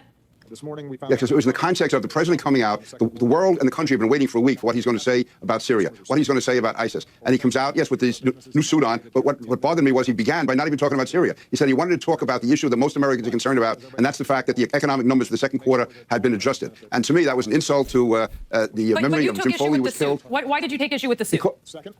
Because, the image makers in the White House, here's a president coming out at such a serious moment where he should be addressing the country on such a serious matter, and he looked like he was on his way to a party at the Hamptons, which would have been fine if he addressed the issue at hand. But instead, he started talking about the economy, saying that was more important than Syria. And I just thought it detracted from the seriousness of the moment. It's different, for instance, than what David Cameron, the way he addressed the British people today. To me, it was it did not show the seriousness of purpose that you need from a commander-in-chief at such a serious time as this. Even when we've seen other former presidents, President Clinton, President Reagan, I believe, addressing the nation in similar attire? At a moment like this, when the whole country is waiting to see, and the whole world is waiting to see, to me, he could have won whatever he wanted if he addressed the issue head on. But to come out and start talking about the economy, to me, just detracted from the seriousness of the moment. And I thought this was a metaphor for his lack of seriousness. Like, just so you know, right, that same attack, right, this is unserious. They don't actually give a fuck about the suit, right? that same script was dug out of the closet for Zelensky. Didn't give a fuck about what he's wearing. All the weird attacks of no one has ever done this before. And then obviously all the footage of Churchill and everyone else has come out. No one has ever done this before. And you see diplomats show up in different attire depending on what's going on. No one's ever done this before. It was all bullshit. They don't believe in any of this. Dangerous. If only because you have to defend that you did it, and it's easier to defend if you did it if you begin to start really. I use the word ugly and immoral rather than dangerous, just because I try to reserve dangerous for like actual dangers. But if you're saying that it could lead to something worse, sort of in the way that you're talking about, then sure, I'm not a fan. I do not like that. I think that it is a problem, and I think that it is infectious, meaning that because it's transgressive and because it's fun, it has made its way over to all sides of the aisle. I don't think it's unique to the right. I mean, I think that you see it on the left as well. And failure to recognize that it's a problem across the board means that there's not really a way to stop it. So yes. Remember what we said? Remember me and Dan joked about constantly? Man, sure is boring now that Biden's president again. Remember when the entire country wasn't looking to see what insanity would come from the White House every single day? Remember when there wasn't scandal after scandal after scandal after scandal? Every single day, some insane shit wasn't going on when Biden was president. And that was with 2 major wars starting. It wasn't as chaotic as it was when Biden was president. I would prefer that stuff stop. I do not think that it is good for the soul. I do not think it's good for the body politic. I think that a politics that says that when we have to do hard things, that we should, at the very least, treat them as hard things. Yes, we're determined to do them. Yes, it's important that we get this done. Yes, it's important to take criminally illegal aliens and deport them. Does that mean it's important to have a picture in Studio Ghibli of the person crying? Probably not. Unless you can show me that there's a calibrated reason for doing it, I tend to agree. When you said there's a world that you worry about, where actually Donald Trump is the guy holding back the next thing, right? That one day, Bill Clinton, Republicans are not a fan of Bill Clinton. But now we look back at him. Now you look back at him with quite a lot of fondness. Yeah, well, at least the second term, right? Well, for reform, good. What is the world you're imagining there? What is the world like? Paint the nightmare here for the liberals, where Trump is actually the thing holding back the thing they're really going to come to. Well, I can paint you for the liberals and then for the conservatives. Yep. So I'll do the conservatives first because I have a home rooting interest. So the nightmare for conservatives is the economy goes south. An AOC Mamdani style candidate runs on the basis of oligarchy. Says that the Trump administration has enriched itself. Says that billionaires. Correct. They have. A lot of crypto money flowing into that administration right now. I've made that case on my program, actually. That the systems are totally broken. We need to elect somebody who's going to break the systems even further and then going to reunify them in a very, very centralized way. And so what you end up with is an extraordinarily far-left president with all the executive power that President Trump has exhibited, but expanding. Well, wait, a very centralized way? Do you mean like how Trump now has direct stakes in Intel or in that Japanese steel company or whatever, like that kind of centralized way? Or do you mean centralized in that every single company in the United States of America needs to go to Donald Trump to ask him for reprieves against the arbitrary and capricious tariffs that he throws on everybody? Or did you mean centralized in the way that world leaders have to go and beg Donald Trump personally for, some kind of federal tariff deal? Or what kind of centralization are you talking about, Ben? Because a socialist could only dream of the type of centralization that Donald Trump is like working on in the White House for economic policy. Than that, with solidified control of Congress behind them. And so that's the nightmare scenario for conservatives is President AOC with a unified Democratic. And what do you imagine that president doing? I think. What do you fear that president doing? Radical revision of free market economics through regulation. Yeah. That's what they were afraid of Obama doing, by the way. He never did it. That's what they were afraid of Biden doing, by the way. He never did it. I could see a world on the foreign policy front where a far-left president decides to basically surrender not only to a multipolar world, but to an America last world. Oh, you mean like Donald Trump has done, where he actually seems to champion a multipolar world, where he is retreating from NATO and its obligations, where his only engagement with NATO is to brag that he's got other countries to throw more money at their militaries, where Donald Trump says that the United States shouldn't be taking the lead on things like Ukraine anymore, and that he's bragging that Europe is the one doing it now because the U.S. doesn't need to be involved, or where we're giving up on things like energy dominance because we've decided that coal is less gay than solar panels, or where we have decided that fighting China isn't actually a real fear, and so we've tossed aside all of the alliances that we have, even in North America, with Mexico and Canada, by making constant threats towards them, or by undermining their economies, or by joking about redrawing the borders between us, or where we're deploying the military against other people in South America and just blowing up boats of Venezuelans and then laughing and memeing about these boats exploding and bragging about killing people. This is unserious. This is deeply unserious. This is just not a serious person. Of a Donald Trump-like character, because again, I would think where Donald Trump turns out to not be. The next even Todd act is one thing to back up ICE on the expense of other groups. Right? All of this, I think, would be really quite. That's like all hell breaks loose. If the breaking point, the one breaking point that everybody has stopped short of, including the Trump administration, as we've discussed, is just President AOC with a unified Democratic. And what do you imagine that president doing? I think. What do you fear that president doing? Radical revision of free market economics through regulation. Yeah, I could see a world on the foreign policy front where a far-left president decides to basically surrender not only to a multipolar world, but to an America last world in which. By the way, conservatives are very good at research, and conservatives only talk about real media. I'm glad this ghoul got to look at me. I hate this motherfucker with all my heart. This treasonous, traitorous piece of shit is one of the most disgusting motherfuckers that exists in mainstream media right now. I hope he got triggered listening to me. You absolute fucking ghoulish, subhuman piece of shit. Play more of my clips on your channel, you worthless fuck. God, I hate Jesse Waters so much. Which the United States takes not only a non-muscular role in the world, but a sort of repentant role in the... Read the headline? Yeah, that's why I said they do good research. Good research on those shows. But we already know that they don't do any research on those shows. Oh, no, they used to with the Brain Room, right? Liberal wanted blood. Now he's banned with all my guns in the background. Oh, look at the little DGG guys here. Cute. The world, which I think would be wide policy front, where a far-left president decides to basically surrender not only to a multipolar world, but to an America last world in which the United States takes not only a non-muscular role in the world, but a sort of repentant role in the world, which I think would be wildly dangerous, not only in terms of security, but in terms of global commerce. An unwillingness, I think, increasingly to listen to the Supreme Court. I do think that the breaking point, the one breaking point that everybody has stopped short of, including the Trump administration, as we've discussed, is just saying to the Supreme Court, screw it, we're doing what we want, right? They've said it. They haven't quite done it, barely able to, maybe, but... I do think that we are on the verge of somebody trying to challenge that, right? And I think that when that happens, that's like all hell breaks loose. If Supreme Court orders do not hold, then you could see the kinds of crackdowns on free speech that you see in Great Britain or that you see in Canada. You could see a restoration of particularistic regulations designed to benefit certain groups explicitly at the expense of other groups. Right? All of this, I think, would be really quite terrible. Yeah, right now, people on the left are worried that Trump doesn't care what Chicago wants, but this is one of the reasons why I'm not actually in favor of the president violating the Posse Comitatus Act. It's one thing to back up ICE in pursuing some legitimate Can you federal... play that Waters clip of you? I don't know. Somebody will have it somewhere. I'm sure it'll get posted soon. It's another thing to police crime in Chicago, even if you don't like crime in Chicago, which nobody likes crime in Chicago. So that's sort of the nightmare scenario from the right. The nightmare scenario from the left, it depends on where you are on the left, because again, there's a horseshoe theory where some of the left agrees with some of the right. So I'm kind of giving you the nightmare scenario from my perspective. For a mainstream Democrat.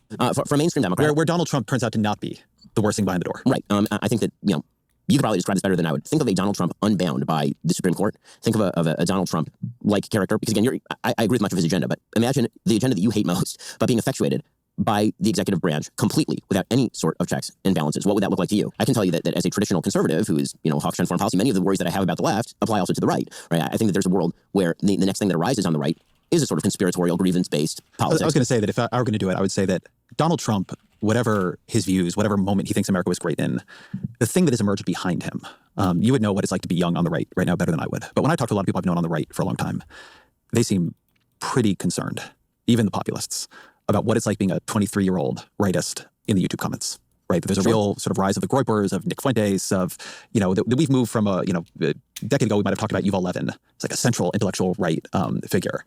And, we've moved... Why do you think they go so ape about you? Because Republicans like to control every single part of the media narrative on everything. That's all they want. And to hear somebody tell them, hey, maybe you guys should do drive some crazy. Because nobody in liberal media is allowed to say that they're conservatives. They're unhinged. Bronze Age pervert. And that Trump does not come out of an ideological hothouse. No, he does not. He has his own intuitions. This is right. The people coming behind him do. I totally agree. This I actually very much agree with. So I think that the president, what's unique about Trump, and this is why whenever people are talking about him as sort of like the crisis level figure, oh my God, he's going to be... Donald Trump is non-ideological. He is effectively a pragmatist. The way that I have described him before is that he is heterodox. A pragmatist? He's a narcissist, and he does whatever gives him the most attention. but reactive to circumstance. So for example, the most positive attention. As I said earlier, I've been a supporter of continuing to fund Ukraine. That was not a traditional kind of Trumpist position during the election cycle. And President Trump put his hand in the Putin fire. It got burned, and he continued to support Ukraine, right? And so that is him trying a thing. And support Ukraine, like barely. He brags about how he only loaned the money now instead of giving the money. What is he talking about? Like barely. Not working and him backing off the thing, right? The way that the left characterizes Trump with regard to tariffs, right? The sort of taco thing, where Trump always... What's the difference in money that we've given? Oh my God. You know what? I just solved. No, because they wouldn't agree. They wouldn't go this far, or they'd want more. I was gonna say I just solved my lefty issue with the Kyle Kuklinskis and all these losers. You know what? If you want to defund Israel and our support to Israel, I will only agree if whatever money we were sending to Israel, we 5x it and we send it to Ukraine instead. Okay? Then you know what? Then you sold me. Fine. You've got a deal. Okay? I'll take that.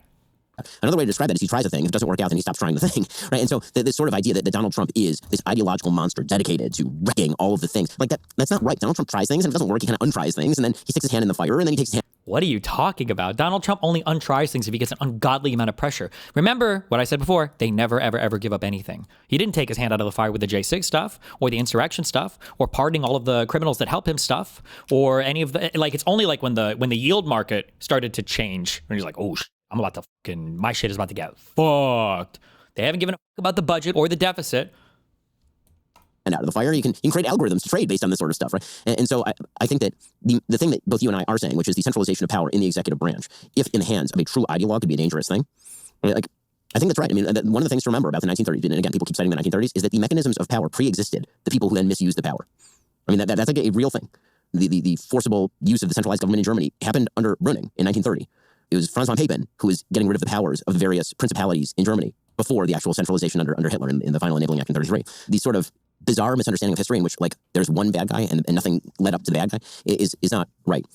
There are things that lead up to the bad guy. The important takeaway isn't that it's slowly crumbled over time. The important takeaway is that if somebody wants to do a thing and they have the support to do it, the thing will happen, right? No system, no checks and balances is going to protect you. Checks and balances aren't slowly eroded over time because there are multiple bad guys. They're eroded over time because the people don't care about them anymore, because the people don't like them anymore. I think less important than any erosion to German, democratic levers of powers or institutions was more just a lack in general of the population's support for any sort of functional democratic regime. They wanted to return to something different, that some Bismarckian empire that they fantasized and never existed. The important part is that if somebody wants to destroy a system and utilize it in some way for some single-minded thing, that they'll try to do that. No checks and balances are going to save you. And I fear that we're coming to a point where the dominance of a grievance-based politics, and this is why, as you say, I'm assiduously avoiding right and left in this book, because of this, a grievance-based politics that says that America, at a fundamental level, the things that have made America awesome and prosperous and a good force in the world, that those things are actually bad, and that those things need to be torn away, that American history has to be seen as a series of actual bizarre conspiracies, complete with brainwashing of the American population. We didn't actually win World War II. We didn't actually land on the moon. Was America actually founded on slavery and not on the basis of the Declaration of Independence?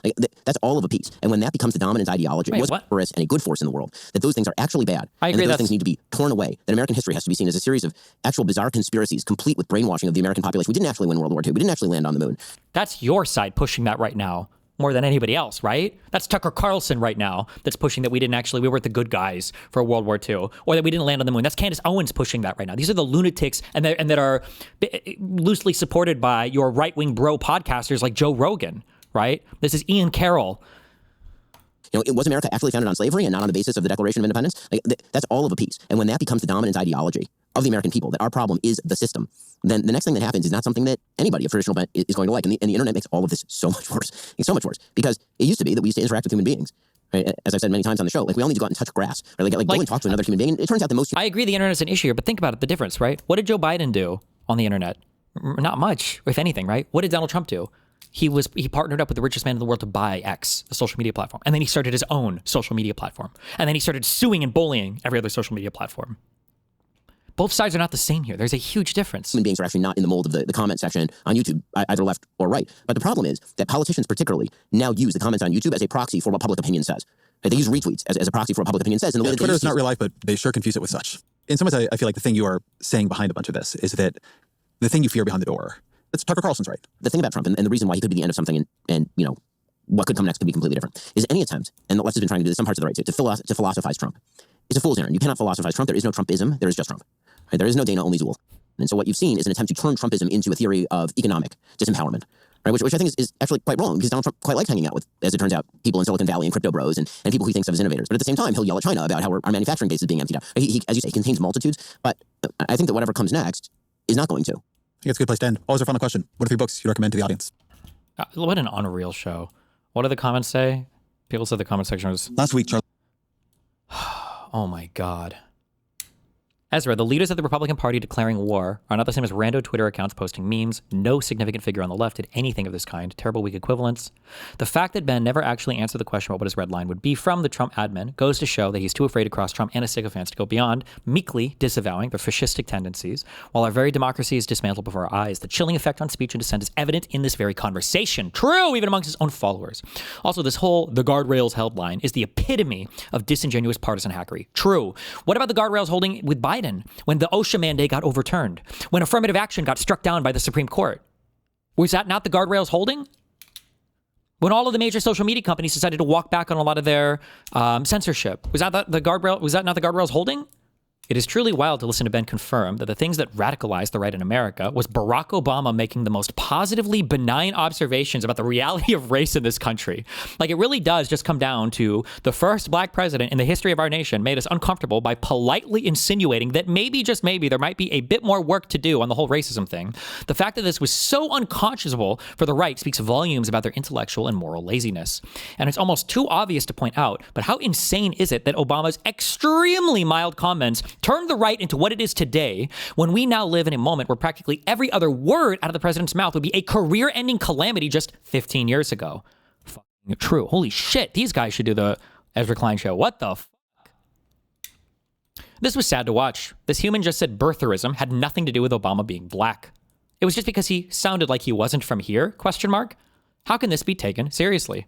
Shapiro's revisionist history is something to behold. Conveniently forgotten that McConnell blocked all of Obama's efforts from the jump. Forgot that the GOP response to their 2012 loss was the autopsy that concluded that they should be more inclusive. Also amazing is him blaming the backlash to Obama on everything but racism. Unbelievable that someone with such huge blind spots is taken seriously. True. Next week, Ezra Klein is talking to Stephen Miller about civil liberties. True. This list of radicalizing moments from Obama by today's standards is actually laughable. True. Charlie Kirk called for Joe Biden to be given the death penalty, downplayed the attempted murder of Paul Pelosi, he made jokes about it, blamed the murder of Melissa Hortman and her husband on Tim Walz. The list goes on and on and on. That's like in the last 6 months. That's like in recent history, okay? The list goes on and on and on. He loved political violence and was definitely not practicing politics the right way. I love this conversation, but you have to fact check Ben Shapiro in real time. The Tea Party formed to counter Barack Obama just 2 months after Obama won in 2008 and barely been sworn in a couple of years before he got Obamacare passed into law. Shapiro, oh yeah, true. He said that that the Tea Party formed in response to the ACA. That was a joke comment. I don't even think I called that out all the time. That was such a stupid comment. Shapiro tried his best to mask that the former conservative Republican Party turned into a more radical right Republican Party as a reaction to Obama's existence himself. I'm glad that Klein played Obama's comments because they seem benign, but for people who already had fear of demographic change and of economic uncertainty, the messages from more defined xenophobic groups, ethno and religious nationalists, found a home. Shapiro tried his very best to cast Obama as a radical and the radicalization against him as reasonable. This is why dialogue is important, because Shapiro himself had to concede most of Ezra Klein's counter-arguments. Kind of. They should have been way more brutal. My wife and I were shocked in 2016 when we learned Trump won the presidential election. We were strong Hillary supporters. So we turned to Ben Shapiro to learn the right's perspective, discover what we missed about the heartbeat of America, and stay in touch, not to be surprised again. Day after day, we heard claims and rhetoric that would not withstand scrutiny. It became more outlandish. With time, we had to turn off Shapiro because he continued to espouse lies that we knew were false based on clear evidence. I can't take him seriously anymore. Look at you guys. You guys turned into babies. You guys got ass pain after listening to Fox News for like 4 days. It was unbearable. And remember, Fox News is the best that we have of conservative media. That's not even dipping our toes into the alternative media hellscape of going to Rumble and watching Steve Bannon's shows, of watching Russell Brand's new insanity, of watching all the insane podcast bros, of the Tucker Carlsons, of the whole Daily Wire media apparatus with Matt Walsh calling for civil war right now and the Daily Wire main account retweeting it, of the OANN, the One American News Network, of VOA, Voice of America, these channels that get sometimes rebroadcasted right onto Donald Trump's own YouTube account. And that doesn't even get into all of the mind rot that are the crazy AI rando videos posted on Facebook and Instagram. Next, Ezra is talking with Jordan Peterson about trans rights. Shapiro's apparent belief that the election of Trump represented an end to grievance politics is pretty rich. True. Holy fuck. He explicitly said the opposite multiple times in the video. Unbelievable. Did he? I don't remember hearing that much. Klein, please, we need civility of discourse and mutual respect. Shapiro, here's my new book about how some races and cultures are inherently inferior. I sense that Shapiro probably hasn't spent much time amongst poor people. Bro, that comment about black people was probably the funniest comment I will ever hear in my entire life. I don't know if anything will top that. I'm a little sad because I'm 36. I don't know if I will ever hear a funnier comment. Like, it's supposed to make us feel better. And then when it didn't, like, that was understood as the betrayal of a promise. Well, I mean, again, that is how I think most Americans saw it, including black Americans. That was a widespread sentiment, not just among white Americans, among black Americans, is that something had gone radically wrong in 2013, 2014. Oh, wait. So something happened. That's what I was looking for. And this was an argument that was made by... Wait. Where's the one where he says black people thought that we were post-racial or whatever, or that Obama would heal all the racial divides or whatever? Wait, let me find the timestamp for this. Oh, no, it was this. I just didn't go back far enough. Please leave a comment and we ratio... No, we're not downvoting him. Chill. Work. Michael Brown and Ferguson, the idea that when the president went out and he said that people wouldn't just make this up, right? And it turns out actually that a lot of it was made up. Right? It kind of sounds like that the interpretation of Obama, at least to you, was that if he's elected, we'll agree we've gotten past all this. Like, it's supposed to make us feel better. Well, and then when it didn't, like, that was understood as the betrayal of a promise. Well, I mean, again, that is how I think most Americans saw it, including black Americans. That was a widespread sentiment, not just among white Americans, among black Americans, is that something had gone radically wrong in 2013, 2014. So something happened. And this was an argument that was made by legacy media a lot, which was that the real reason people were so exercised about Obamacare wasn't because they really cared about Obamacare. Right? It was really because there were a lot of bitter claimers out there who, were clinging to their God and their guns and their xenophobia, and they didn't really like the black president. And if a white president pushed Obamacare, then probably they probably had some problems with it, but they wouldn't have gone crazy like this. I mean, these people. I mean, I can tell you there's actually, you were saying there's evidence on this. Like there was a lot of polling on this, on how attitudes on race correlate with attitudes about Obama. That bitter comment, again, that was 2008. I'm so curious if anybody used great unifier besides Rush Limbaugh. I remember Rush Limbaugh calling Obama the great unifier over and over and over again. I feel like Obama never used that term. I only ever remember Rush Limbaugh calling him that. Facetiously, obviously. Last week, the president is creating his own personal military. This week, we must unite against these horrifyingly insensitive memes. Ezra, I know you mean well, and I agree that the rhetoric needs to be toned down, but it's been very clear that one side is not acting in good faith. As you say, MAGA supporters and the administration that leads them do not care about open and honest discussion. They want their incredibly bigoted worldviews forced upon us. They will lie and gish gallop and do everything necessary to convince the uninformed, and we can't keep pretending like that's not the case anymore. True. True. Ben Shapiro and I talk political de-escalation. My God. 826 comments. Oh, I'm about as big as an Ezra fan as you can be, but I've just found him so lost in this moment. I heard him in his intro and heard how scared he is, and maybe it's that simple. This country can survive Charlie Kirk's death. It's no worse than many acts of political violence we've seen. It can't survive grifters, social media algorithms, and evil authoritarians using it to rip this country apart. There needs to be more discussion on the latter and less of the former. And this conversation can't happen through discussions with Ben Shapiro or by saying Charlie Kirk practiced politics the right way. The issue, I think, is that there's two things at play here, I think. The first thing is that these people are your colleagues, and you really don't want to believe that it can be that way. It's hard, like you read, if you read Lauren Southern's book, when I was in New York and I was hanging out with her in fucking one of Elon's apartments, like, we had a huge fight, and that mind fucked the fuck out of her. Because for a lot of these people, like, political disagreements are just memes, right? They're just like things that you do online that are funny. I'm autistic. I actually care about this shit, and I don't agree with that, and it pisses me the fuck off. And when I see people in real life, I get mad about it. I'm like, this is fucking crazy. You guys are insane. But for a lot of people, they're like, after the show ends, you shake hands, everybody's cool. Sometimes you hang out afterwards, you're running the same circles, you share a lot of the same media contacts, a lot of the same political contacts. Like, it's all just like part of like this kind of thing. And so there's an unseriousness about it that results from the personal relationships, number one. And then number two, and this is like kind of scary / sad, is you don't really want to think it's gotten this bad because we have some kind of, I don't know if you'd call it a normalcy bias or what, but you probably don't realize the direness of the moment until you're already in the moment, you know? History of America, which is the racial history of the United States, which is truly horrifying. That in his person, he was basically going to be the capstone of the great movement toward Martin Luther King's dream. And when instead things seem to move in the opposite direction, which was, well, it turns out the black... We're good. Yeah, that people, you don't really want to think that, like, is it really this bad? I got radicalized hardcore, not radicalized, but like it stuck in my mind a lot. And I repeated a lot. That comment on my subreddit where that guy typed in, remember, they'll defend gallows. And I realized at that point, I think that was the thing that shifted my brain into thinking of like, okay, well, we can't think about what they're defending Trump doing now. We have to think about what would they defend Trump doing. And that's why I shifted a lot of the conversation to like, do you think Trump will run for a third term? That's not an interesting question. The question isn't, do you think Trump will run for a third term? The interesting question is, will you defend him if he does? And that's where most of them will say yes. They'll admit to it. And that's the shift, is that it's not about what they support Trump doing right now. It's about what would they support Trump doing in the future. And the answer seems to be almost anything. I don't know where any lines are drawn at the moment. Doesn't seem like there are any. And so I don't necessarily fault Ezra Klein for taking this approach. I feel like I'm watching a lot of other people, Pisco with the left, I guess maybe Ezra Klein with the right, going through this like discovery process of like, these people are... Oh, and that's the third one actually too. The other side, they just don't think it's that bad. They really don't think that Trump is that bad. They don't think that things are that bad. That kind of plays my second part, but yeah, that's true too. Ben's livelihood depends on feeling hatred. True.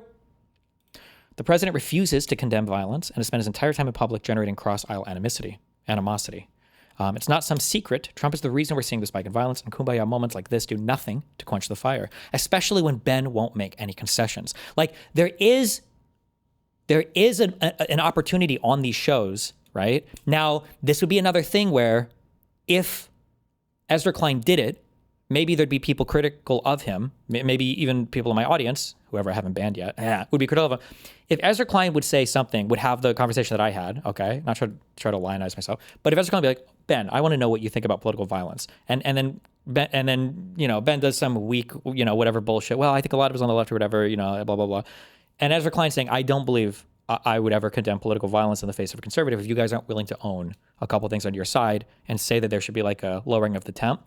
If that were to happen, I think that a lot of the talk would be about that. I think a lot of people would blame Ezra Klein for not making some concession or whatever else. I know that there wasn't the Charlie Kirk shooting here, but then the conversation could be more focused on that and it'd be more honest rather than this talk, which will pass by largely unnoticed and fade into the background. Because it's not, again, I'm not being mean. I love Ezra, okay? We're mind-melded brothers sometimes.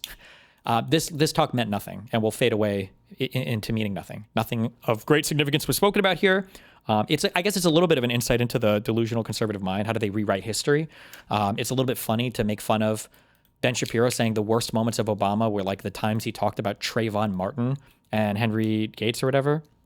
But for the most part, this will slip into the past and be completely and totally forgotten.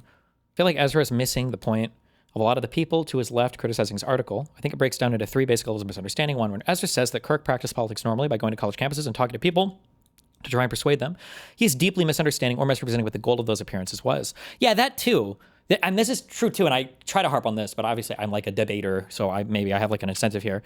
Charlie Kirk was not a guy who went to these college campuses looking for honest debates. If he like set up a stand and was like, let's have a debate or whatever, that would be one thing. But these were massive, like, orgy, circular, masturbatory events to trash college kids that were unprepared or ill-equipped to do these types of debates. Why do you think that we had to sneak into the last Charlie Kirk event, right? Why do you think that security came up and talked to me about, even being there? It's because they don't want people that can actually vigorously defend their left-leaning beliefs. They can only take the weakest, the college kids, the people who are outnumbered, that have a mic handed to them by some other guy that works for TPUSA, Kirk was not there to convince liberals of anything. He was there to do hack roast comedy of cringe liberal freshmen for his radio show's base. You can see it in the last question he ever answered, and every question before that. At no point was he trying to convince the people he was talking to that he was right and that they should come over to his side. At best, he was trying to convince conservatives in the audience of his intellectual superiority by dunking on basically children. Kirk was a deeply violent political figure. He was not someone like Ben Shapiro, ironic given the episode, who even if I don't respect his views or how he carried himself, I can at least admit I've never heard him advocate violence. Kirk bussed people to J6. He called for gay people to be stoned according to biblical law. I don't remember hearing that. He wanted trans people to be lynched like we used to. I don't remember hearing that. Fuck. These things might be true. I haven't heard the clip itself. He wanted to bail out Paul Pelosi's attacker. He did say that. He's called for civil war, to crush the left multiple times, maybe. He was not a normal pundit. This is hardest for me, but I think Ezra is either overexpressing empathy as a fellow pundit. Oh, true, you got that. Or falling into understandable cowardice in the face of growing violence against media figures. I don't think it's cowardice. I just think people don't really think... I don't think people really think that it's as bad as it is. Violence is a fact of life in American politics. It always has been. Just because we are at an ebb in the pattern of the violence since the end of the Cold War doesn't mean that it is impossible or that it will ever go away. This intro felt like someone who thought that American politics was no longer violent, realizing that it is when someone he empathized with was affected. I don't know how I can put this gently, but he needs to realize that politics has been violent for those below him in social situations, status maybe, since the beginning of time, and that no one is immune in a world of statistics. This stuff happens. It happens more now that we are in the throes of a fascist takeover, a fact I thought Ezra acknowledged. You can't lose your cool just because it has the chance to affect you now. You owe it to the people it has always affected, some of whom have been directly threatened by Kirk's escalatory rhetoric, to look at the situation with a level head. This is the thing, too. We're laughing at people being deported, and it's such a weak word even, deported. Like, these people's lives are being destroyed. Can you imagine being picked up from the country you live in, maybe even with your family, and thrown back to a country you've either haven't been in for over a decade or maybe have never lived in before? Like, what is that experience of walking off the plane to start over completely in a whole new place, maybe now separated from your family? And this is happening by Well, by what number? Sometimes under the Alien Enemies Act, or sometimes you're just shipped off right to an insane prison in El Salvador that we're paying money for. Like, but they're immigrants. So we don't think about them. They're not like us. We don't think about them as much, which I get. But or sometimes they're not immigrants. Sometimes they're green card holders. Sometimes they're